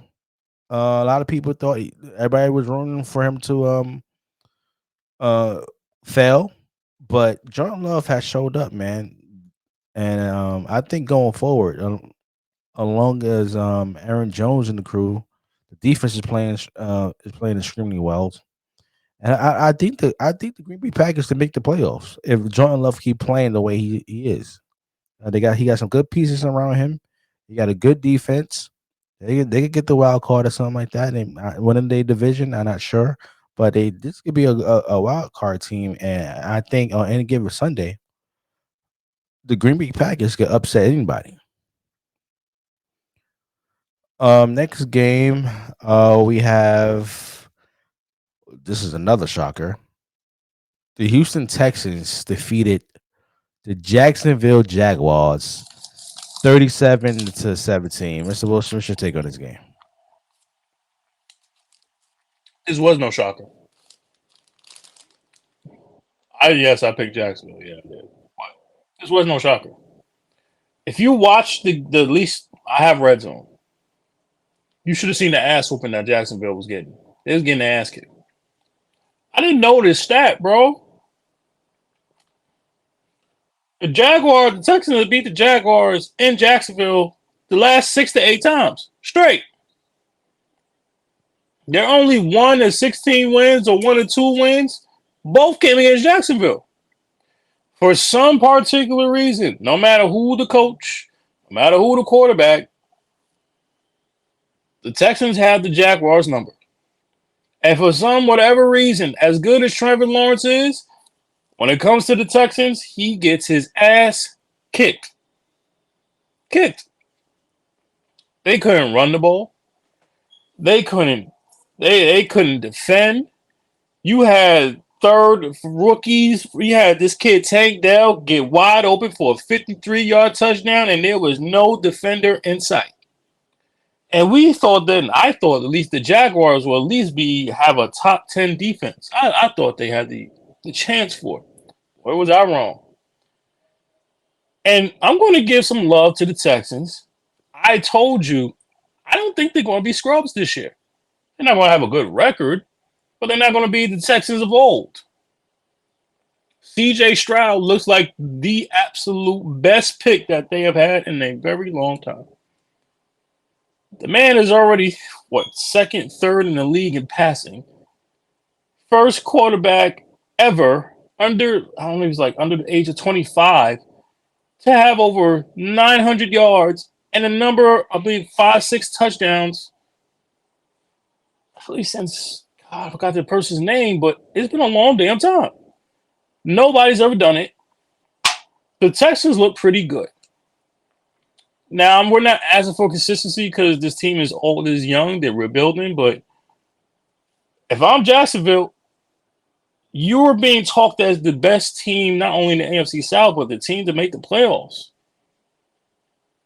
And I still believe they will, but this does not look good on their resume right now.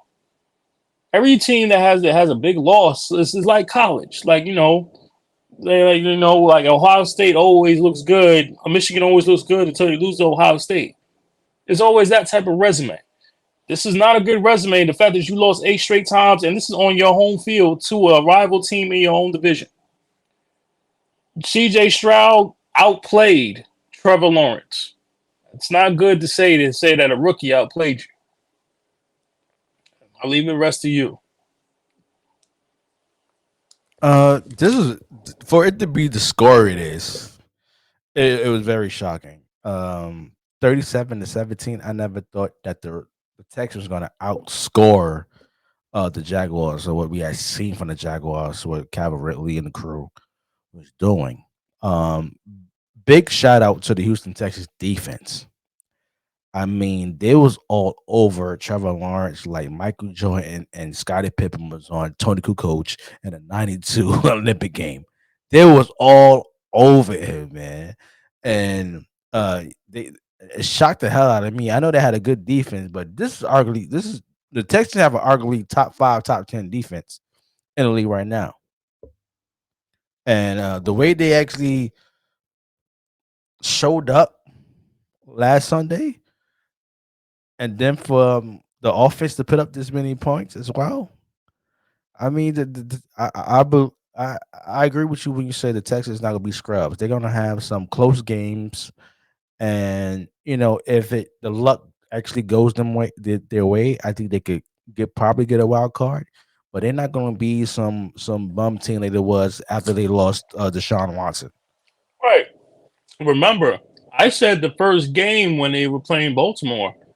That first half, they played Baltimore with the whole squad, with Lamar, with OBJ, Zay Flowers, J.K. Downs before he tore his Achilles. It was a tight game. Yeah. So now they actually got the head coach correct in DeMeco Ryans. You see his effect on the whole team. They got the picks right with Will Anderson, this kid Tank Dell Robinson, and of course C.J. Stroud. They got something going here. And you're right. I'm not going to say top 10, but they're getting there. They've been pretty damn impressive. Now, like I said, we're not going to say that. I'm not going to say they ain't going to be world beaters, but they're not going to be 2-16. They're not going to be the scrubs that we know them to Houston to be, even before or after Deshaun Watson. Excuse me. They got pieces, and I'm actually happy for Houston. I'm really happy for them because they deserve to get some good pieces. They deserve to be talked about again. Deshaun Watson. Yeah, they got some Rough Riders on that team. They got some good Rough Riders, man. I'm real happy about it. And I was happy to be. This is the first time I said I was happy to be wrong. Right. Next game. Oh, my Miami Dolphins defeated the Denver Broncos 70. I'm going to say this again, ladies and gentlemen. 70-20. The Denver Broncos is now 0-3. My Miami Dolphins is 3-0. Mr. Wilson, what is your take on this game? No. This is your time. Oh, it's my time? It's your time. Oh, you passing the mic to me? I'm passing the mic. I got something I gotta say. Go ahead, because I'm about. No, go ahead. I'm putting on mute. I thought you never asked, ladies and gentlemen. I said, ladies and gentlemen, the Miami Dolphins has put every single team on alert. The panic button has been hit. The Miami Dolphins have arrived. I mean, the Miami Dolphins didn't even have what's his name? Waddle on the damn. He didn't even have him playing Sunday, and they scored 70 points. You had 3 wide receivers on the team who had one of the fastest records, one of the fastest running records in the combine. Tyreek Hill has proven that he is the best wide receiver in the game. It ain't just Jefferson. I said it ain't just Jefferson. It's the cheetah, Tyreek Hill. Oh my God, not running back. That came from San Francisco, which is, I understand you got McCaffrey, but damn it, I'm glad that the Miami Dolphins pick up what's his name, Maslart or whatever he's got in there. You know I'm bad at my names. Okay, he had 3 touchdowns. And that defense was causing turnovers left and right. It was left and right causing turnovers. Okay, it was very, very bad for the Denver Broncos. It was so bad, ladies and gentlemen, that the coach for the Miami Dolphins was in the stands. He was he was in the stands letting the damn fans go to play. I mean, how much disrespectful can you get? And the ultimate disrespect was I think what's his name, Flores is a class act. He had the chance to kick a field goal to actually have the all-time record of points scored in the NFL game, and he actually nailed. I mean, with an opportunity like that, and you got the Denver Broncos is sticking up the joint. I mean, you got to take it, man. For y'all to have the record, I mean, you got to take it. I don't give a damn what anybody say. You got to take it. They talk about overkill. Damn, you should have overkilled the damn Broncos. Okay, there's no way coming back for. Ain't no way for them to coming back from this one. Ain't no way the Denver Broncos is making the playoffs. The season is over. The season is over. Okay, you had Russell Wilson who was running for his damn life the whole game. You had his wide receivers who were dropping passes and stuff like that. The offensive line looked like a cheap tent from Dollar General, just folding just like that. It was very bad for the Denver Broncos. Now, let them Broncos, John Elway and the crew. Let me tell you something. You better start looking into drafting you a nice quarterback in the upcoming draft, because I hate to say it, Russell Wilson is not that guy anymore. I love him, but he's not that guy anymore. And it's proven when his wife Sierra is walking out the house half naked and they're supposed to be Christian. I mean, it's unbelievable. She walking with all this see-through stuff and all that going to the parties and gala parties and stuff like that. She's walking out the house half naked. She is letting Russell Wilson know, listen, you have to get things right on I'm leaving you. I'm Sierra. Okay, that's on a personal note. But over Russell Wilson, you ain't not doing it anymore, man. And you missed Pete Carroll. Because Pete Carroll know he groomed you to be who you are. And for Pete Carroll to have the success with Geno Smith, I mean, to him for being an ex-Giant and an ex-Jet, talking about all that contamination, just how to break down off his skill play. It was just funky and all that contamination. He just had to deal with Geno Smith just being in that damn stinking pocket of being an ex-Giant and an ex-Jet, and for moving on from Russell Wilson, you don't know what the hell it was going. But you get the point. Miami Dolphins, no offensive league. This is very, very scary. Oh, they're gonna win the division. They're gonna win the division. As long as did you see Tua? Tua looked the second coming to Pat Mahomes. He looked like the second coming. The man was doing flip plays and stuff. I never seen this for Tua before. The man was flipping the damn football, no look passes and stuff. He looking like the second coming of Pat Mahomes. That's what he was looking like. Tua stay healthy, man. The offensive line is in full sync. The wide receivers can't be stopped. Got a running back that can't be stopped. Got a defense who play hard with Chubb and the crew that can't be stopped, causing turnovers. Man, I haven't been this excited for the Miami Dolphins since the last time they was in the playoff game with Dan Marino. Dan Marino, one of my favorite quarterbacks of all time. I haven't been excited for the Miami Dolphins. And can you imagine for like a city like Miami to see a team put up 70 points at home and call the plays in the second half? I mean, you can't get no better than this. You can't get no better than this. Go ahead, Mr. Wilson.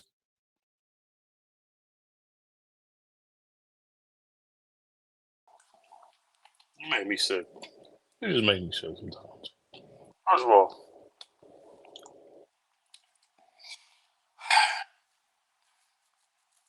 watch your mouth. Watch your mouth. Be respectful.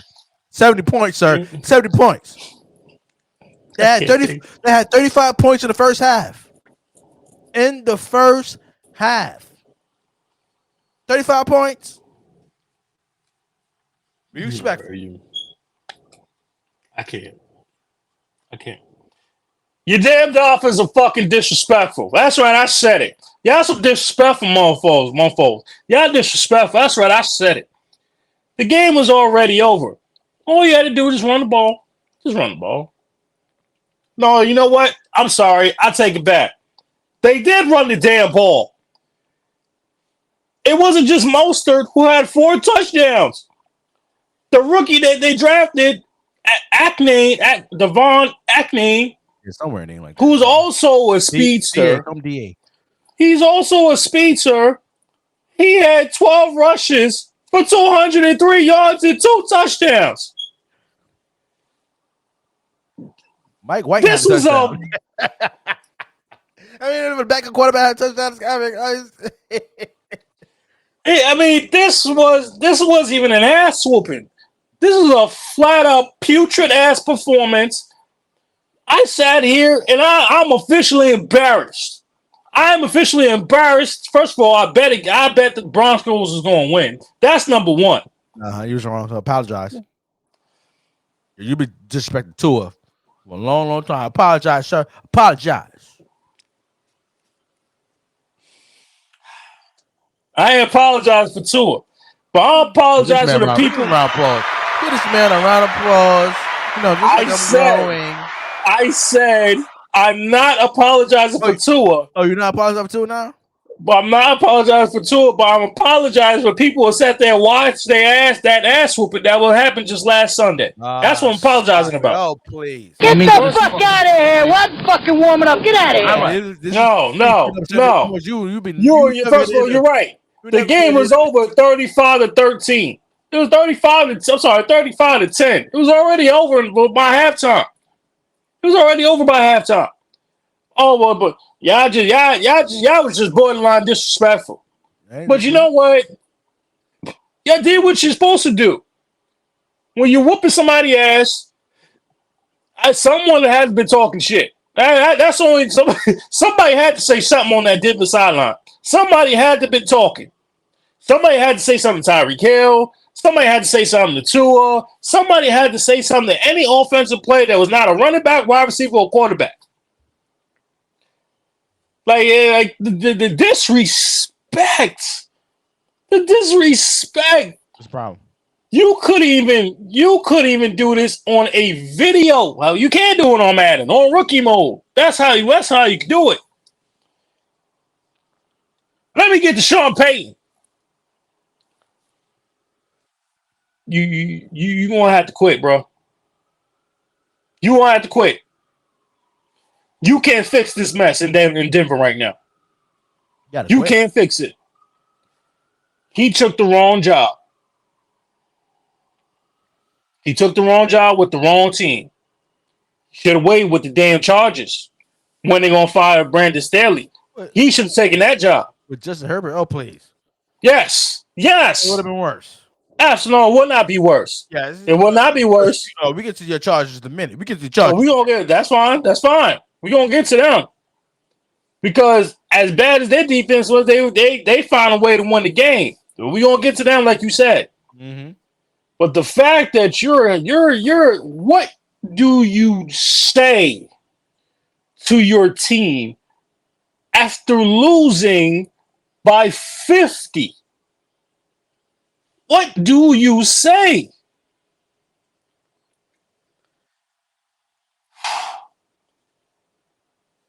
You don't say anything. Russell Wilson wasn't even the problem. But no, if they're showing the replay of the entire game on NFL Network, Russell Wilson wasn't even in the problem. That damn defense, if me and you could have been on the field, that we could have had a touchdown. This supposed to be a top 10 damn defense. You have an all-corner lockdown named Patrick Surtain II after his damn daddy was a lockdown. They couldn't stop nothing. Me and you, my nephews, my mama, and my daddy could have been on the field. We all could have had touchdowns. I mean, it was interceptions though. Let's be fair. Yeah, that's fine too. But the damn defense, when your defense put 70 on the board, the defense allows 70 points in the NFL game. Ain't been done since 1966. Me, you, everybody on either team could not see that. Now, it's one thing for you to say, it's Tyreek Hill. You can't stop Tyreek Hill. But you couldn't stop anybody else. Tua's first incompletion was through the incompletion, not completion. Incompletion was until the third quarter. What? If I'm Sean Payton and our defense, what could you possibly say? What could you say? Oh, it didn't make it better 24 hours earlier when Deion Sanders, Colorado Buffaloes got their ass kicked in Oregon too. Let's not forget that. Watch your mouth by Deion. I'm sorry. I love Deion too, but they got their ass kicked. I watched the game. It was over by halftime. It was a bad game. It was a bad game. I ain't gonna say bad game. It was a complete mismatch. It's a complete, utter mismatch.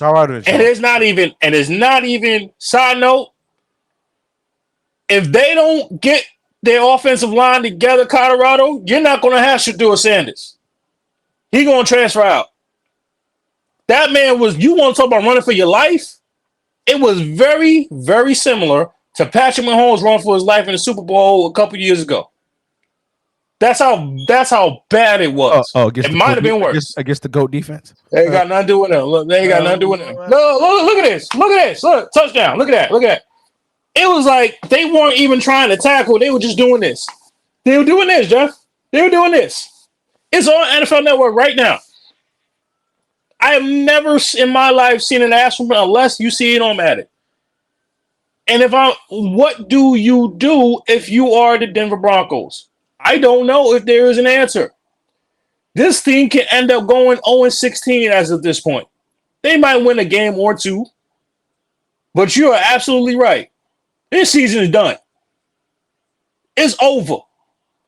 Russell Wilson right now is making Geno Smith and Pete Carroll look like $60 million of genius. They look like geniuses. That is an atrocity, horrible performance that what we just saw. I got nothing more to say, man. For now, I ain't betting with Denver ever. I ain't betting with them. I ain't rolling with them. I ain't doing nothing with them. Oh, it's going to get even worse because there's another team that they play this week, and I ain't going to watch the game. I ain't want to see the highlights. We'll get to that other team in a minute. Go ahead. You want to take a guess what team they playing this Sunday? Who? The Broncos? Yes. We get to that in a minute. They are playing the Chicago Bears. They better win that damn game. Your Los Angeles Chargers defeated the Vikings 28-24. Mr. Wilson, what's your take on this game? Ride with my man Justin Herbert all day, every day. Oh, please. He got the job done. Yeah, you say all you want to. Look at the stats. 40 for 47, 404. Let me say it again. Completed 40 passes out of 47, which was more than Tua, more impressive than Tua. A higher QB rating. It was more impressive than Tua. Yes, it was. Tua is Tua. Tua is Tua. You say all you want. You say all you want. All right. It was more impressive than Tua because of the fact that the man went 40 for 47, 407 yards, 3 touchdowns, and no picks. That is damn impressive. That's Justin Herbert. If Sean Payton were with it, oh my God, he would love it. He would love it. Other than that bum, Brandon Staley. Let me get to Brandon Staley right now. You're already up 28-24. Why in the hell are you going for on a fourth and 1? All you gotta do is kick the freaking field goal, and you're up by. It was 28-24. You would have been up 31-24. Except you make these mind-boggling decisions, and you almost cost them the game again. If the Chargers would have lost this game, first of all, knowing you would have blamed it on. You would have blamed it on the quarterback. You always blame Justin Herbert. You always do. But that would have been a fireable offense. That would have been a fireable offense. What the hell you already had the clock. Minnesota took all 3 of their timeouts. What you going for? Just kick the damn field goal. And then they get the first down, and you give Kirk Cousins a chance. But they got lucky because Kirk Cousins, as we tell you time in and time out, was Kirk Cousins. The Vikings are 0-3. They played a pretty decent game. But when you put the ball in Kirk Cousins' hands, these are the things that happen. And now you also see why Kirk Cousins' name is also in trade rumors. Kirk Cousins to the Jets. Kirk Cousins here. Kirk Cousins there. Well, it's really just the Jets. But overall, if it was for this dumbass Brandon Staley, the Chargers might be 2-1 right now. But they won their first game. They did unfortunately lose Mike Williams to a torn ACL. That's a bad look. Keenan Allen had 15 touches, had 15 catches, 218 yards, and all 3 touchdowns. We got to put Keenan Allen right back in that top 10 wide receivers. You got to be right back on that one. You got to be back on that list, Jeff. And remember, they won this game without Austin Eckler. If they had Eckler, this might be a different score too.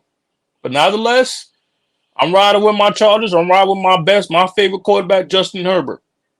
40 out of 47, 407 yards and 3 touchdowns. No picks. And Kirk Cousins was Kirk Cousins.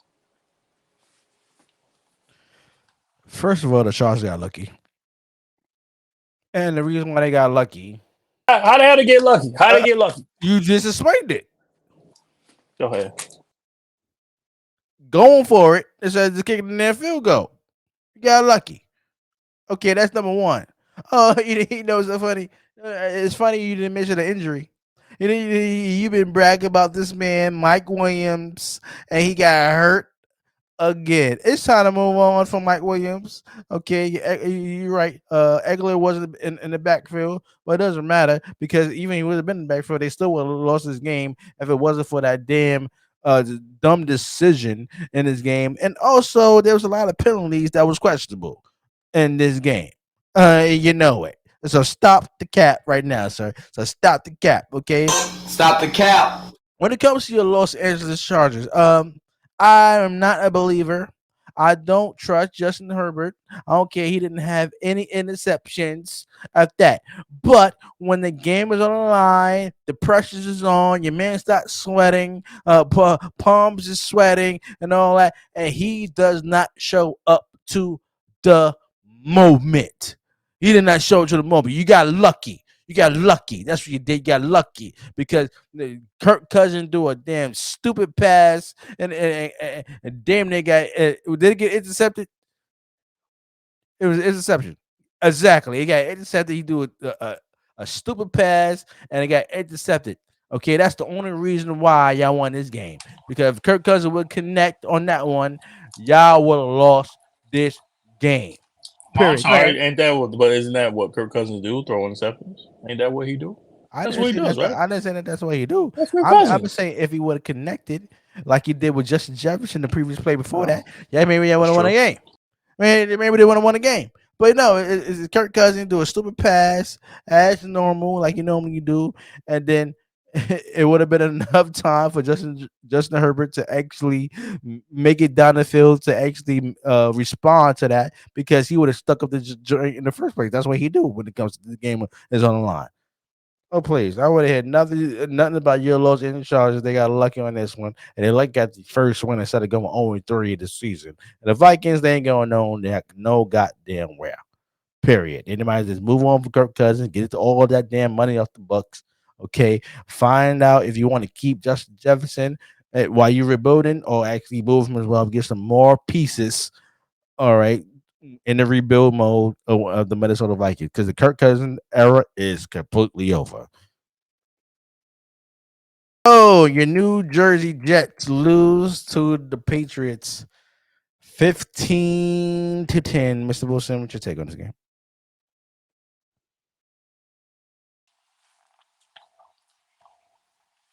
Q, can you give me that score one more time? 15-10. Score was 15-10. Mm-hmm. Patriots have beaten Jets 15 straight times. All because we do not have a quarterback.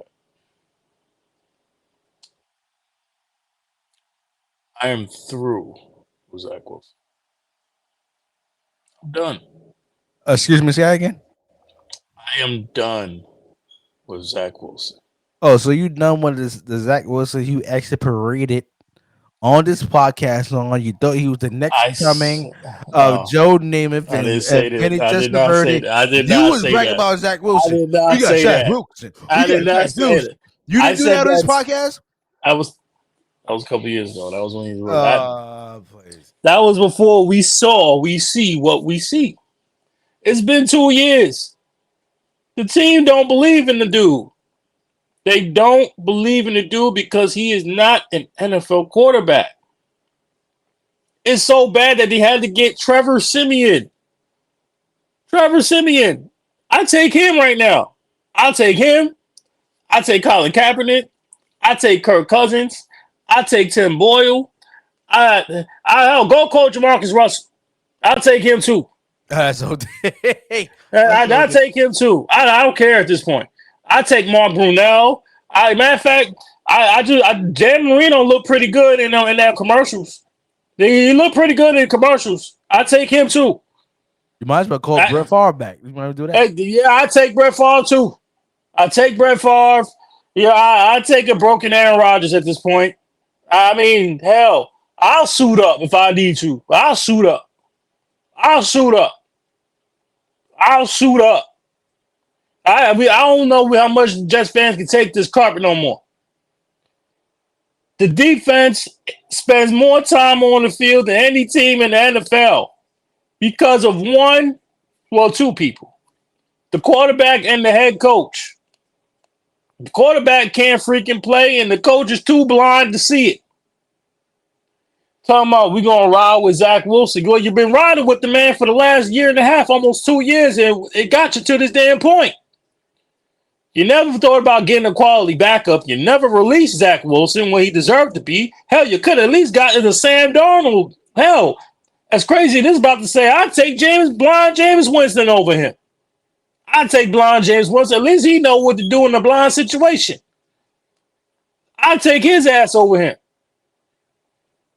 I take old McNabb. I take anybody.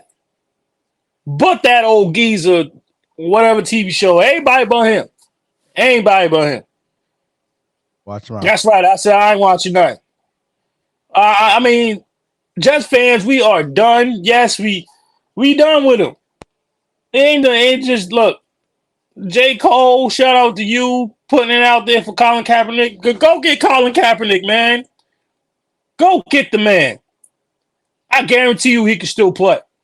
You look a lot better. And the reason why I'm putting this on the coach as well, bro, you got 2 outstanding running backs. Use them. If you have to limit this man from throwing the ball as much as possible, do it. If you got to run the ball 15 to 20 carries with both Breece Hall and Dalvin Cook, do it. You think Dalvin Cook came to the Jets just to be a backup? Just to get 3 to 5 to 7 carries? No. Give them the ball. Run the damn ball. Hell, call Mark Sanchez. He was a damn good game manager. He got the Jets to the AFC Championship. But we cannot trust this dude. Can't trust Zach Wilson. The defense is on the field all damn game, all the damn time. Do you know there wasn't a big game plan for this game? You know why? Because the Patriots that beat the Jets 15 straight goddamn times. It's Belichick. He always got a plan. It ain't always got to be a blowout. It could be close. It don't matter because he could have cared less. He takes it out every single chance we get against us. It's personal. For every Jet fan, we can lose to Miami. We could barely beat Buffalo. But it's something different about them damn cheating, dirty-ass Patriots. The Patriots fans didn't even care because it was like, well, it was just another day. We beat the Jets. That's what we do. We own them for 15 straight games. The last time the Jets beat the Patriots, Ryan Fitzpatrick was the quarterback. Damn it, call him. Call Fitzmagic. I'm sick of this. Magic. It's black magic. It'd be white magic, black magic, any type of magic. It worked at this point. Go ahead. I'm done. Mr. Wilson, you're unbelievable. You're unbelievable. No, I'm not. I'm saying what all Jets fans want to say. You can't take this crap no more. You Jet fans are unbelievable. Y'all unbelievable. Y'all was praising Zach Wilson. Oh my God, this is gonna be the new era of the Jets era. We got Zach Wilson. You was on this very podcast praising Zach Wilson. Yes, because Zach Wilson. I want to hear it because they actually got a quarterback. That's why. Now you actually got the quarterback, but now he's not that quarterback for you. I want to hear it. Stop it right now. Stop the he's trash. Stop he's trash. Stop trash. Right, he's trash. I don't want to hear it. Y'all go through so many changes. Y'all want to flip on somebody, and once you think they're the person, the savior, the ex-savior team, then all of a sudden y'all start. Never said savior. Never said savior. Y'all thought Zach Wilson was the second coming of Joe Namath the way y'all was talking about him. Y'all was so excited about Zach Wilson. I don't want to hear it. Even Joe Namath said he's done. He said he's seen enough. When Broadway Joe said he done, he said he done. He ain't it. I don't give a damn what Joe Namath had to say. Be respectful to Broadway Joe. Be respectful to Broadway Joe. Tired of Zach Wilson. People tired of you. I'm tired of you in them damn Medicare commercials. I'm tired of seeing you in them damn Medicare commercials. Can you do something else? Oh, please. I don't want to hear nothing about no damn Joe Namath. I don't want to hear nothing about no. Be respectful to Broadway Joe. World Championship, sir. Please. I was like 45. 80 years ago? 80 years ago, the last time the Jets won a damn championship, it wasn't in the damn NFL. It was called the AFL back then. It was like 80 years ago. Oh, please. I mean, it was before Martin Luther King gave the I Have a Dream speech. That's how long ago it was. That's how long ago it was. I don't want to hear nothing but no Joe Namath. I don't want to hear nothing about you damn Jet fans because you praised the man as soon as y'all drafted him. Thought he was the second coming of Joe Montana or anybody because you were so excited because you got a quarterback. And then we finally winds up in New Jersey in that damn swamp. He stinks like that damn swamp. That damn stadium is around him. He stink. Okay, and that damn coaching staff. I know y'all try to keep it together. I know y'all try to keep it together, keep the squad together and everything. But you ain't gonna do that if you keep Zach Wilson in these games. I mean, you got Trevor Simeon. You said Trevor Simeon. Yeah. Put him in the next game. Put him in the next game because I guarantee Trevor Simeon score more than 10 points. He scored more than 10 points to tell you that. Especially got Gary Wilson, everybody on the outside, all these weapons around Trevor Simeon, who's another game manager. I guarantee y'all can actually win a game. Y'all can actually, who they play next game? The Seahawks. Who they play? Who, the Jets? Yeah, who the Jets play next game? Can't see. Oh no, that's a W. Just keep Trevor Simeon for the next week. After that, because you're gonna lose anyway. Hell plays Kansas City. Hell plays. You might as well just not show up. Is it MetLife?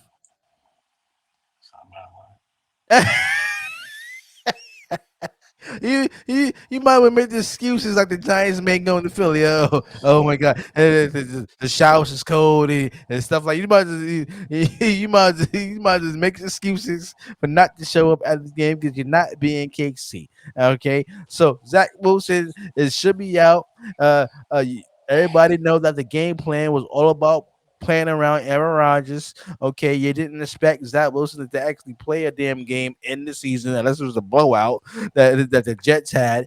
He's throwing the damn football at least 37 to 40 times a game. I mean, good Lord. I mean, like you said, they have not just two good running backs. You have three. You got Carter, you got Cook, and you have the other guy. What's his name? Carter, Cook, and Breece Hall. Breece Hall. Yeah, you had three good running backs, a three-headed monster. You could actually, run the football on. But no, you want to keep your defense on the field, who was supposedly a top 5 defense, but they get on the field too damn much because your damn offense can actually score. I mean, it is making the damn defense look bad. I mean, my God, it's making the coach look bad because he's a defensive mind. It is making him look bad. And for the Patriots, I mean, you didn't really impress me. You didn't really impress me. I understand it was bad weather, it was rainy weather and stuff like that. But I mean, you didn't roll out with the win, so I got to give you credit. You did roll out with the win. Okay, it is only 15-10 at that. Moving on. The Bills defeated the Commanders 37-3. Did we care? Man, it was an ass whooping. That's all it was. I mean, Sam Howell had like 4. He had 4 interceptions. Jesus Christ. Yeah, it was bad. And you know what? You did it in front of Magic. You don't do that in front of when Magic Johnson is there, okay? You don't do that in front of Magic Johnson. You don't do that from the Showtime. Throw 4 picks. Oh, man, not even it was so bad Magic had to leave early and come to the Bronx. That's how bad it was. Go ahead. It ain't really much to talk about. So cool. Buffalo's Buffalo. Buffalo's Buffalo. And I picked the Commanders. The defense didn't show up as well. They stank in this game.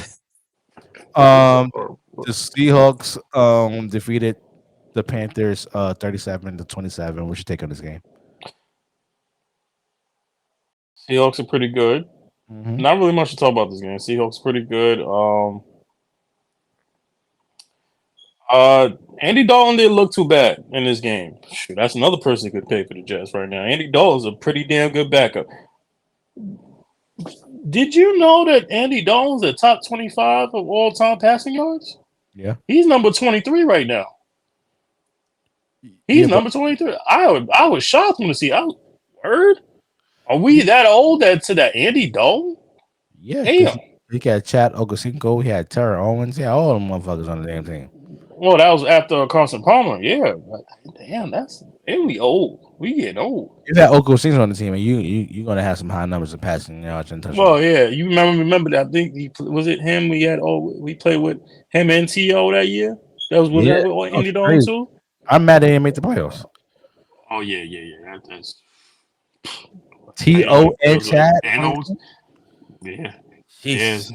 Yeah. But But the defense wasn't that good. To be fair, the defense wasn't that good. The Panthers defense isn't too bad. And, it's just the Seahawks look good. Yeah. They look all right. They all right. Like we talked about Pete Carroll and them earlier. Seattle. They get Adams back this week. Ooh, that's a big upgrade. Oh damn. Oh, that's the former Jet. No, yeah. It'd be better if we play against another team, but nonetheless. Oh, yeah, Giants. Damn. Nonetheless, this was a good game. Andy Dalton didn't play bad. He didn't have no turnovers. He tried to lead the team back to victory, didn't do so. Shout out to the Seahawks. I think Seahawks is gonna be a playoff team this year. They're gonna hit the wild card. They're not being San Francisco. I mean, let's look at that out the way.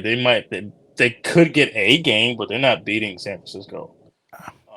They're not beating San Francisco. But Seattle can get so Seahawks. They get a playoff. They get Walker put up wild card. Numbers. My boy Walker. Yeah. I told you about him last year. I told you I got him on my fantasy team too. He always put numbers. Yeah. Kenneth Walker, he's a beast. He's a beast. Next game, we got the Cardinals defeating the Dallas Cowboys 28-6. Can I take this, please? If there's nothing more, go ahead. If there's anything that brighten my spirit right now, it is the loss, ladies and gentlemen. There's nothing more to you disgusting, annoying ass, aggravating Cowboys fans who sat here and bragged and talked about y'all the best team in the league. Y'all the best team in the league. Y'all the best team in the league. But you lost to a team that, by the way, my team was down 20-0, and we came back and beat them 31-28. And you lost to a team with a backup quarterback named Joshua Dobbs, who is an aerospace dynamic major. No Kyler Murray. No AJ Green.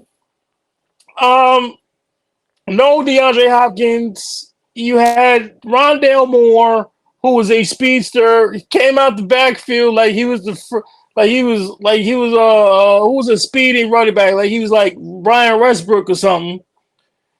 And this is what the game plan is, Jeff. When you want to beat the Cowboys, run the ball down their throats. That's what they did. And sure enough, y'all talked all that smack. Y'all looking forward to the Patriots. You're looking forward to San Francisco. And this is what y'all do. You lose to the teams you're not supposed to lose to. And what did Dak do that he always does the best, Jeff? He threw an interception, right? Game-winning interception. Y'all ain't nothing. Y'all ain't never gonna be done. I can't stand y'all Cowboys fans. I can't stand y'all. I understand I got family members. That's why I was laughing. That's why I was sending pictures. Every time y'all made fun of me, I don't care if y'all beat us 40-0. I don't give a damn. We beat the Cardinals. We came back. Y'all didn't. Y'all let a backup quarterback beat y'all. Go ahead, Jeff. Go ahead.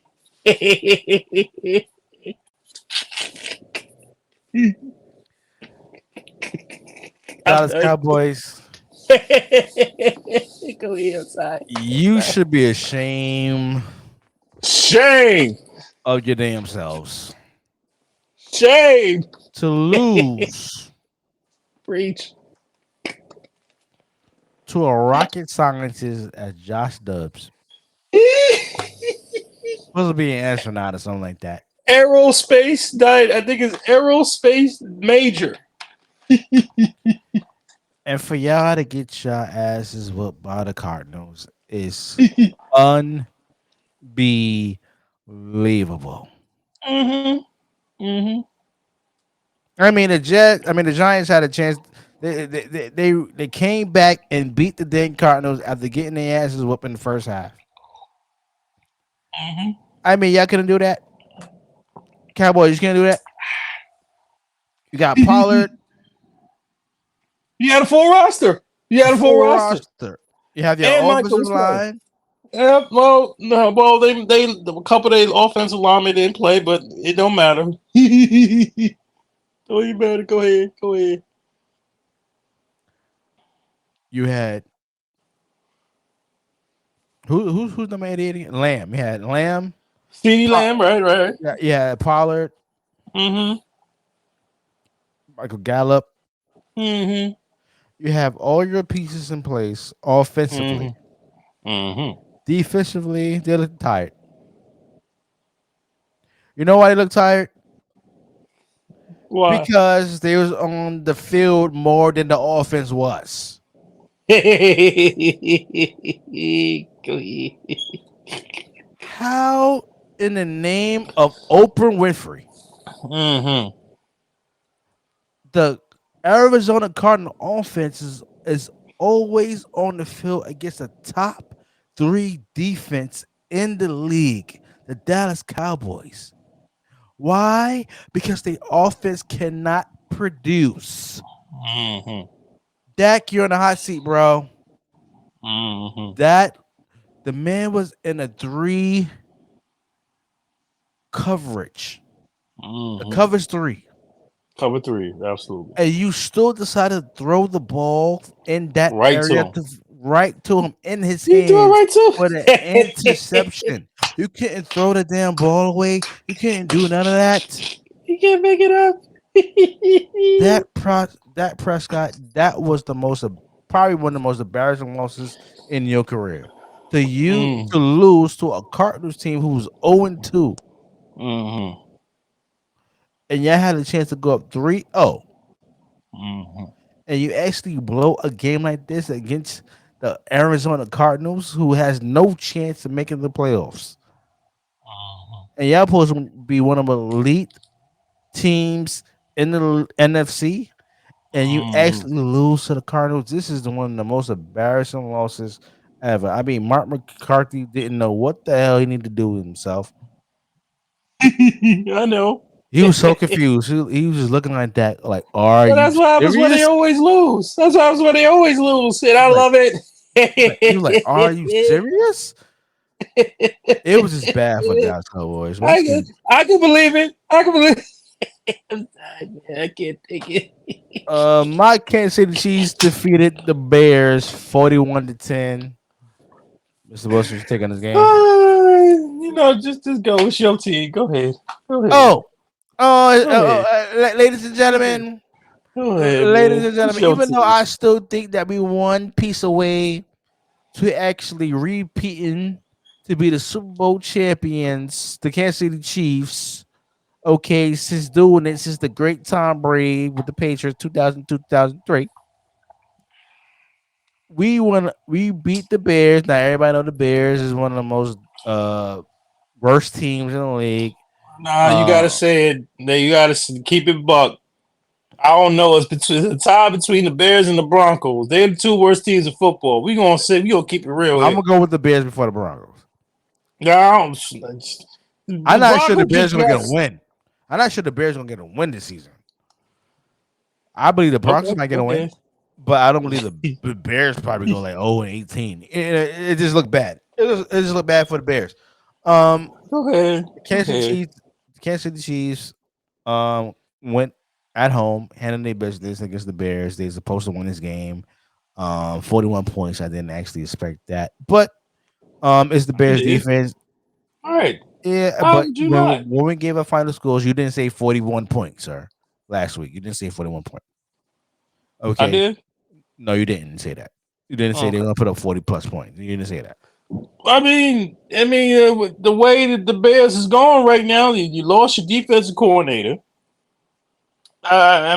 Justin Fields. He talked bad about his team, then he didn't talk bad about his team because he's so damn inaccurate. But he got DJ Moore, but they not utilizing him the right way that he needs to be. He is a top receiver in the game, but you can't recognize him. Chase Claypool ain't the guy he used to be. The Bears stink. I'm gonna say it. They're like the Raiders last year. They stink. No. They're worse. They're worse than the Raiders. They're worse than the Raiders. They're worse than the Raiders. Raiders at least had some back and forth wins. I don't see the Bears winning the game. I don't know. I could be wrong. It would I have to just be a don't miracle. know. We gotta look at their schedule, but it'd be a miracle they win a game this year. Yeah. They would have to. Yeah. If they face the Broncos this year, that would be good. That'd be a No, good. that's this Sunday. That's this Sunday. Are they playing the Broncos? They're playing the Broncos this Sunday. We get to that this Sunday. We get to that. We get to that. That's what I'm trying to tell you. We get to that. We get to that in a moment. Oh, we're gonna get to that. But go ahead, finish. But do we really care about this Travis Kelce Taylor Swift thing? Do we care? Do we care about the damn football game? Why is everybody so damn hooked on this Travis Kelce and Taylor Swift? Who cares if they dating? He got a right to date who the hell he wants to. I understand Taylor Swift is popular, or one of the most popular people on the planet, not named Beyonce. Every single year, they have the VMAs. She always gets the biggest award. We don't know why. Once you get an award over Beyonce, I don't watch it no more. I don't watch it because it's useless. Every time she show up, she gets. A long time ago. Well, no. It's a hot mess now. You might as well just call it the Taylor Swift Awards. It's not what it used to be even in the 90s. No, absolutely not. Please. That's not even close. It wasn't even like it in the 2000s. At least the 2000s was halfway decent. Yeah. But nonetheless, you might as well just every single year have Taylor, just call it the Taylor Swift VMAs because she always gets the last award of the year. The biggest record. You don't care about who else is in the category because they don't stand a damn chance. Now, I'm not saying that Taylor Swift ain't all that because her music is pretty darn good. I will not say that. I'm not a softie or a Swiftie, whatever the term is called. But do we really care or give a damn? I don't care about race and nothing like that. Do we really care? Taylor Swift and Travis Kelce are dating. Why is the media giving this so much damn hype? We care about football. Football in Spanish. We don't care if Travis Kelce. Yeah, fool's gold, fool's ball, fool's gold. We don't care if they're dating. Congratulations to Taylor Swift and Travis Kelce. But y'all doing the most in the media right now. I mean, the most. We care about the Kansas City Chiefs against the lackluster Chicago Bears. Everybody and their mama knew the Bears were going to get their ass kicked because it was Kansas City's Patrick Mahomes. Patrick Mahomes could have there was one play that he was in the backfield. He was just chilling. There was no Bears defender that got to him. His jersey was clean, and he could have had his jersey clean, pressed, and starched for all it cared. And it was still white. Red. It was red and beautiful. There was no dirt because he wasn't even tackled. The Bears stink. It was a shame that they put it on TV, but I guess the game was so bad that you wanted to focus on Taylor Swift and Travis Kelce. That's how bad the game was. Bro, by the third quarter, they went to another game. At the time, that was actually a close game to keep the viewers involved. It was that bad. They went to the Cowboys and Cardinals game. Yeah, they did. It was that bad. I like, y'all gonna keep broadcasting this game. Let's go to another game. The game is over. Shout out to Taylor Swift and Travis Kelce. Travis Kelce, you're a player for real. Let's get to Sunday night game. We got the Raiders who lost to the Steelers 23-18. What's your take on this game, real quick? Real quick. Bro, I wish Mike Tomlin was my head coach sometimes. I love Brian Dable. Mike, he's the man, bro. Mike Tomlin is the man. We're gonna give this man some love today. Mike Tomlin is the man. The way that he galvanized his troops, no matter what situation, any game, wins or losses, the Steelers look pretty damn good right now. They look pretty good. This was a pretty entertaining game. I was a little confused about your boy Josh McDaniels. If you're down 8, why are you kicking the field goal? Why are you kicking the field goal? You can go for the touchdown. Go for the touchdown and go for the 2. That's why Devontae Adams after the game was saying, "Look, either we're gonna get it right, or I'm leaving." Yeah, that was one of the stupid decisions. Let Listen, Josh McDaniels is not that dude everybody think he is, man. Just because you actually around the GOAT and calling offensive plays, there's a reason for that. You're around the GOAT. But for other mediocre quarterbacks like Jimmy Garoppolo, I mean, who can actually get? Did you see that tackle Jimmy Garoppolo had? Where it looked like his leg snapped back. I was like, oh my god, he's out for the season. He's out for the season, but it didn't actually. His leg didn't actually snap back. See, that's why I know. See, so I Shit know went that's back what. like this. I was like, oh my Yeah, it god, did. Yeah, I thought it was one of those that was freak injuries. scary. What happened? What happened to Nick Chubb? That's what I thought it was. I was like, oh That shit, was he a done. scary play. But When the his fact that knee went back like the that, fact that he survived that, which is even that's crazy. what I'm saying. That shit was scary. I thought he was out for the season after that hit. Cause it was the way his knee went back like this. I was like, oh my god! I like, oh shit, this season's over. Hey, no. Oh, we found out that he just had a concussion. Now he's in concussion protocol. I was like, yeah, he's always in concussion protocol. that's true. He is. I've been telling you about his career. The man is a good he's a decent quarterback. He's injury prone. He's healthy, but when he's not, it's like, all right, he's injury prone. Right now, but my question to you is: we've known this about Josh McDaniels when he was the coach in Denver a couple of years ago, doing the same thing. Yeah, but he didn't have Russell Wilson. I mean, he had like who was the? But he's supposed. My point is he's supposed to be this offensive guru. Jay Cutler was the quarterback. He was supposed to be this offensive guru. You wasn't called offensive guru until he got to the Patriots.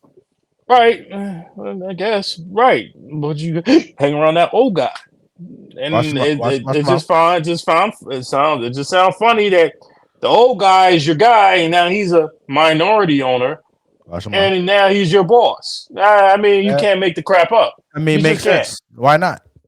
Well, now you're about to lose one of your best damn wide receivers because he ain't damn happy. I don't think that's going to happen. But you keep losing, you gonna see what happen. You think Devontae Adams showed up to went to the Raiders to lose? No, he didn't. Came to get some dubs. He came to get some dubs and get that Vegas money. The only reason why he went to the Raiders is because of Derek Carr. You want to play with one of his best friends. I wonder how you feel now. We already know how he feels now. He feels like, listen, he ain't happy. I'm here to win. And I'm not going to win. I want to be moved. But the game wasn't bad. This was Jimmy threw the ball pretty good. I was surprised at the Steelers defense. You know, TJ Watt is the man, bro. TJ Watt is the man.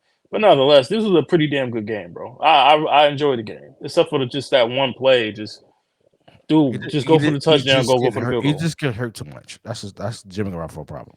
I know, and you know they calling for the backup, but we know who you calling for, so we ain't gonna talk about that garbage. Who's the backup? Jason, what's his name? Statham? What was his name? I don't even know his name. I ain't gonna hold you. But you know Tom Brady though. But nobody cares. You don't care. Tim, I don't care. Tim O'Connell. I thought Statham was the backup quarterback. No, I think he's for Denver. No, you're right. It is Stidham. It is so. I'm sorry. Yeah, this somebody else. I'm sorry. In the offseason, in the preseason games. The Eagles defeated the Buccaneers 25-11. Let's take on this game real quick. I don't really care about the Eagles. You know how I feel about them dirty ass Eagles. But how's your boy Baker? Kind of came back to earth now, didn't he? Huh? Watch him out. Watch what? He looked real shaky on Monday. He looked real shaky. No, real shaky. He wasn't shaky. Oh, he wasn't shaky. How many picks he had? Couple. But get back to earth. Look, he wasn't going to win this game. They had no chance. I hate to say it. I hate them dirty ass Eagles. He had a bad game. What happened to this world championship so-called defense that the Bucks had? What happened to them? I tell you what happened. They was going to play too much. Oh, that's what it is. Okay. I don't really care. Yeah, I don't really care about both teams. You know, the Bucks are 2-1. Yeah, you know. Yeah. I still think we win the division. Next game, the Bengals defeated the Rams 19-16. What you take on this game? I'm gonna go with real quick. I don't think they should be playing Joe Burrow. Do you agree with that? Nope. You say that, I disagree. For the Bengals? I don't think it really matters. I don't think it really matters. I'd rather play a healthy backup than knowing that my quarterback is not 100%. Did you see how many times he got hit that Monday night? Yeah. Did you see? The more he gets hit, and the worst part is you spent money on that offensive line, and you still have the same problems with the money. That's what I'm saying. Why And he keeps getting hurt. He's not even 100%. Hell, he might not even be 50% right now. The throws that he was making, he can't throw off his back foot. He can barely run from anything. And he can barely throw the ball. He's not 100%, but you keep riding with the man. Nonetheless, he got the dub. That's more important. Both teams pretty much sucked this game because both defenses were on point. But if that offensive line does not get it together real quick, you're not going to have Joe Burrow, regardless of how much money you gave him, which was rightfully deserved. For the Rams, Rams are in a weird spot right now. It's like you want to see them, like you don't know, you're not sure if they're rebuilding or they're just playing. Do we have to get? We haven't even. I'm surprised no one hasn't brought this up. Is a trade for Aaron Donald a possibility if the Rams keep nosediving like this? No one has talked about this, bro. I guarantee you, and I know this is gonna put a smile on your face, and I know Kansas City ain't got that collateral. For the love of God, could you imagine on one end you got Chris Jones, and right next you got 99. Lord have mercy. I just walk off on that one. What game plan? There is no game plan. You already got one game plan for Chris Jones. You ain't got no game plan for 99. And they're right between. I understand they play the same position. Aaron Donald can play multiple positions. Yeah, he played multiple positions. He can play the DT and the DN. Right. Everybody talking about trades. If the Rams keep nosediving because they're not the team, we already lost Cooper Kupp or not half the season for a couple of weeks. We don't know what he's gonna look like when he come back. You run the game. You got rid of Cam Akers. You traded him to the Vikings. You don't know what's going on. You don't know about half of your receivers not named Puka Nakua. Means Kuda Matata. He's setting records, but you don't know what he's gonna look like when Cooper Kupp comes back. And if your team, you traded half your defense, not named 99 because you got rid of Jalen Ramsey, and Jalen Ramsey's in Miami, you're chilling. And if the Rams aren't the Rams that we remember because they're not, do teams start to make a move, letting them know that you have to move, that you're going to move on, or you're going to rebuild? Because that's where they're going right now. We talked about this in the offseason. Well, the Rams have to make him available. If they have a losing record, halfway through the training deadline, the Rams are like, let's say 1-5, 1-6. AD 199 won a ring. You're gonna make him available. If they make him available, yeah. Oof. But if they don't you think if they don't? Do you think if they don't, that would be worse? That would be worse, wouldn't it? Not really. You want to see because you want to keep the man, but your team's not going anywhere. You're damn sure not beating San Francisco twice a year, let alone in the playoffs, and you're not even going to the playoffs because you're not even better than Seattle. But here's the thing. We were talking about Dame Lillard, right? Sure. Aaron Donald started his career with who? The Rams? Yeah, he's been in his whole tenure with the Rams. The whole time. All right. So what I'm saying is that when it comes to a situation like that, it's a collab. So if the Rams go to Aaron Donald like, hey, we in rebuild mode, we looking to send you to another team, but it has to make sense to give some good pieces back, some good draft picks back. Mm-hmm. That has to be talked about. If Aaron Donald goes to the front office and say, hey, I can't see myself being anymore, then they have to collab or actually send him out to a team where it makes sense and he's comfortable with being at. It has to be a conversation. You just can't actually just trade somebody like Aaron Donald like that. So if that happens, anybody who's a championship contender, of course they would be in the the front center to actually get an Aaron Donald. Who wouldn't? But it has to be a conversation made, and I don't see. I would love to see him in KC. Can I give him a closer? I give him a closer to get another ring. But I mean, I could see him be on other teams as well as any championship contender, actually making an impact. Adding Aaron Donald to your team is you automatically going to that conference finals. Period. That's why I said you put him in a Chris Jones. Shit. I couldn't imagine your excitement. You would never stop talking. You would never stop talking. Of course. Oh, championship, and then you go Mike Evans, championship. Like you rub it in, but that's why I asked you this question. Do you think the Rams are a playoff team right now? No, I don't think they're a playoff team at all. I don't think they. I understand. I think it'd be close. It'd be close. Close to what? Do you see them as a wild card team? I think they'd be in a hunt of getting a wild card, but I don't think they actually get a wild card or a playoff spot at all. I was seeing them win the division, and I think the closest thing they get to is a wild card, like a final wild card spot. Yeah, like the teams that be in the hunt, and they'd be like 4 or 5 teams be in the hunt. That's accurate. That's accurate. Okay. But I don't actually think they're gonna make it to the playoffs. Quick takes because we over time. Sorry. We're gonna start with Well, that game is already playing right now. The week Lions 4 and Packers. Yeah. Lions and Packers. The Lions is already winning 27-17. Obviously, the Lions gonna win this game. So let's go to how much time is left. It doesn't really say. It's say live for a quarter. I think there's like 7 minutes left. So I think they're up by 10, but it's we give it a shot, but we can move on from it. I still have the Lions win this game anyway. Okay. Next game, 1 a.m. game. What is this? What the hell? Sunday 9 a.m. Was it a London game or something? The Jaguars and the Falcons. Yes. That's in London. Okay. That's in London. It's a 9:30 game. Okay, the Jaguars is the home team against the Falcons. The Jaguars is 1-2, and the Falcons is 2-1. Who have winning? What's the score?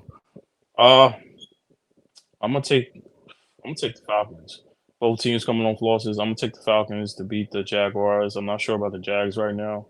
Kind of reeling off of that ass whooping from, I guess, the Texans. I'm going to take the Falcons 33-17. I got the Jaguars winning this by a field goal, 23-20. Okay. We got Miami Dolphins at Buffalo. Yeah. At Talk Buffalo. about it. Ain't gonna be no 70. Watch them out. If they put up 70 against Buffalo, I'm done. Dolphins is 3-0 and the Bills is 2-1. The game is in Buffalo. We have winning. What's the score? I'm picking the Bills to beat y'all, but we gotta calm y'all down. Y'all just too hyped right now. We gotta calm that ass down. I'm rolling my man Josh Allen. I'm picking y'all to beat. I'm picking the Dolphins to beat the Bills. The Bills beat the Dolphins. Excuse me. It's gonna be a shootout. 42-78. 42-7. 42-28. I got the Dolphins winning this one by 2 touchdowns. Got to calm y'all down. 35 to no, I got to win by a touchdown. I'm gonna go 35-28. So you talking shootout too? Yeah. Gotcha. Next game we got the Panthers at home against the Vikings. The Panthers are 0-3 and the Vikings are 0-3. You have winning. What's the score? Panthers gonna beat the Vikings 26-17. I don't trust Minnesota right now. I like the Vikings winning this one 17-10. Okay. We got the Broncos who's 0-3 and the Bears 0-3. The Bears at home. We have winning. What's the score? Do I have to give a score? I'm calling for a tie. Tied at 22-7, 22-20 all. 20-20 Neither one. Nobody wins. The only people that lose is us for watching the damn game. I'm getting the Broncos. Serious. I'm giving the Broncos their first win in the season. Really? Yeah, I have them winning 21-10. I'll tell you right now, Broncos lose this game. It's over. It's completely over. I mean, you just putting the extra toppings on a hot dog, and you got the mustard and all that stuff. You putting the onions, you putting the relish, all that shit on top of the hot dog. Pause. Next game we have the Browns 2-1 at home against the Ravens, who are also 2-1. Ooh, yeah, this is a good game right here. That's a good game. I'm gonna lean toward the Browns. I've been talking about their defense so much, and Ravens offense a little shaky. This is gonna be not gonna be a shootout. I'm gonna roll 16-14 Browns. I'm gonna go with the Browns 28-17 on this one. Okay. No doubt. We have the Steelers visiting the Texans. The Steelers is 2-1, and the Texans are 1-2. Who you have winning? What's the score? This is another good game. I'm going to go with the Houston Texans to beat the Steelers. I'm going to put this is the shocker of the week. I'm going to go with the Steelers to beat the Texans to beat the Steelers 30-28 overtime. Yeah, that's a good score. Damn. This is not a typical tough game. This is not a typical tough game. I'm going with the Steelers on this one by field goal 23-20. Okay. I like that score too. I like that. Colts at home against the Rams. The Rams is 1-2 and the Colts is 2-1. Who have winning? What's the score? I got the Colts over the Rams 23-20. I got the Colts winning this 17-10. Got it. Buccaneers is at New Orleans. New Orleans 2-1, and the Buccaneers is 2-1. Who have winning? What's the score? I'm gonna go with the New Orleans Saints. Jameis won. Oh, you don't believe that? That's cap. That is cap. That is cap. Stop the cap. Stop it. You've been talking shit this whole damn episode about James Winston. Stop the cap. Being this blind person, this shit like that. I don't want to hear that. Go ahead with your jinx. You want James to lose. I'm gonna take this. I'm gonna take the Saints over the Bucks. 23-26, 24-20. I'm gonna go with the Buccaneers on this one. I believe they have the better offense, and I think the defense can actually stop the Saints. I love James Winston, but your weapons that you have ain't enough, bro. I believe. Isn't they against his old team too? Oh, they know him real well. I'm gonna go with the Buccaneers on this one, 28-14. Okay. We got the fucking Washington Commanders in Philly. Philly is 3-0, the Commanders 2-1. Who got winning? What's the score? I hate to do it. I got to roll these dirty ass Eagles. Dirty Eagles win again, 31-14. Y'all can't trust Sam Howell, so 31-14. I got the Eagles also win this one. I'm gonna go 35-21. Okay. Next game, the Texans at home, who's 1-2. We got facing the Bengals. Titans 1-2 at home against the Bengals, who's 1-2. Who have winning? What's the score? I'm going with the Titans. I think the defense turns it around. I'm going with it's going to be a smash mouth game. 19-17 Titans over the Bengals. I'm gonna go with the Bengals 21-7. Okay, that's fine. Next game, 4:00 game, got the Chargers at home against the Las Vegas Raiders, who's 1-2, and the Chargers also is 1-2. Who have winning? What's the score? Oh, this is a no-brainer. Ryan man Justin Herbert all day. He's gonna put up 35-21 over whoever decides to play with who's the quarterback of the Raiders. No, we don't know right now.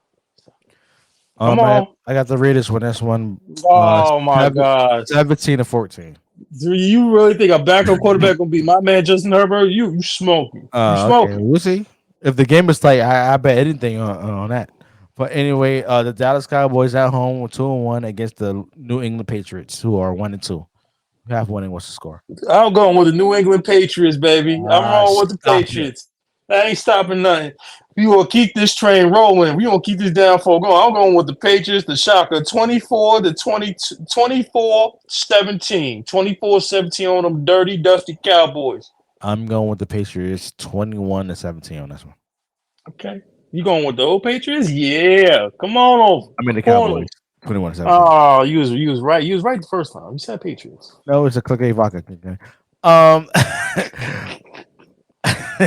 We have the 49ers at home with 3-0 against the Cardinals on 1-2. Oh boy. This is yeah, 1-0. Cardinals fans, don't watch the game. It's not gonna be pretty. You're gonna get punched in the mouth. It's gonna be 30-10. I got the 49ers winning this 37-7. 30-10, bro. And we got prime time. You're just sticking Jets. 8:00 game. We got the Chiefs at MetLife, New Jersey Stadium against the New Jersey Jets on 1-2. My Patriots is 2-1. I mean, my Chiefs is 2-1. Who have winning? What's the score? And watch your mouth. Can't ride with the Jets right now. It's not gonna be pretty. I like the defense against the Kansas City Chiefs. It's gonna be 30-7. 30-7. It's not gonna be pretty. It's not gonna be pretty. 30-7. Kansas City. I got the Chiefs putting up 40 points again. What's wrong with you, man? You want embarrassment. You want embarrassment. Yeah, I can't score past 10 points with Zach Wilson and then quarterback. I said 30-7. You talking about 40. They could have put up 40. Whatever. Monday night game. Oh God, we gotta hit the Giants Monday night. I mean, watch your mouth. Watch your mouth, sir. It's not disgusting. It's disgusting. The Giants 1-2 and the Seahawks 2-1 is in MetLife Stadium. Who have winning? What's the score, sir? I mean, why you even ask the question? You know, we need this win. We need this job. We got Saquon Barkley. No, allegedly. I'm riding with my man. I'm riding with Danny Dimes. I'm riding with Danny Dimes. Hopefully Saquon has a shot. I'm rolling with the polar upset, 28-20, Giants over Seahawks. Monday Night Football prime time with Eli and Peyton on the ESPN cast. We're gonna watch together. I ain't watching that nigga. Yes, we are. I ain't watching that. Don't be hate. Corny ass brothers. And listen, I got the Seahawks winning this one 28. Of course you do. 14. We scoring more than 14 points, sir. We're scoring more than 14. We'll see. You knew like the last game. That's the 49ers. That's a different team. And what was the week before? 28. We scored 31. Oh yeah, Cardinals. That was a comeback win against Cardinals. But good luck with that. I mean, it was obvious. I mean, anybody scored come back against the Cardinals and win. I mean, stop the presses. Apparently, Cowboys ain't do it. Cowboys are the story. Anyway, that's the end of Saucy Discourse season 4. Episode 4. We got any shout outs you want to give out, bro? Forgot here. Nah, shout out to the missus. Shout out to my family. Shout out to you, Jeff. Shout out to Music is My Life. Music Saves My Life podcast. Did I get it right this time? Music. No, I wrong. Repeat after me. Music is here. Oh, music is here to save me. Us. Music is here. I apologize. I keep saying music is. I keep saying the first one. I don't know why I keep thinking that. That's a good name too. But I like your name too. Shout out to Nurse Blue. Shout out to Jeff. Shout out to the Saucy Podcast family. You guys have done some great episodes. Shout out to Click A Vodka, our sponsors. Shout out to the family. You know what I'm saying? Shout out to everybody. Shout out to you, Jeff. Shout out to the family. Shout out to all Knicks fans. We here. Oh my God! Why you gotta put Kateb Nation on top of the shout out? I mean, come on, man. You just had to do it. You can't help yourself. And on this night, we just gonna say, I'm gonna go to bed and watch some good old WCW crap and watch these old ugly NWO people. Watch NWO Revolution. No, you can learn something how they actually started the Attitude Era, the era that everybody likes to talk about. When you DX. We don't have all night to talk about them old geezers. Okay, watch your mouth. Watch your mouth, sir. Watch your mouth. Shout out to Hulk Hogan who got married with his third wife, his beautiful wife. Nobody cares, sir. Oh, you cared enough to say me. You cared enough to say me the real. That's what you did. You cared enough to say me the real. I already know already. I already followed Hulk Hogan already. But shout out to Hogan. Shout out to his congratulations to them, man. You know, yes, shout out to them. Make sure you hit that like, share, subscribe button. Make sure you subscribe to all the platforms Saucy Discourse is on, and make sure you actually go and support with the merch on Teespring. We appreciate the love and support. If you'd like to donate to the network, Saucy Nation Network, that's $ only on Cash App, Saucy Nation 18. Appreciate the love and support. Taking us out is Lil Wayne, 6 foot, 7 foot. We out of here, baby. Happy birthday, Weezy. Yesterday's price is not today's price.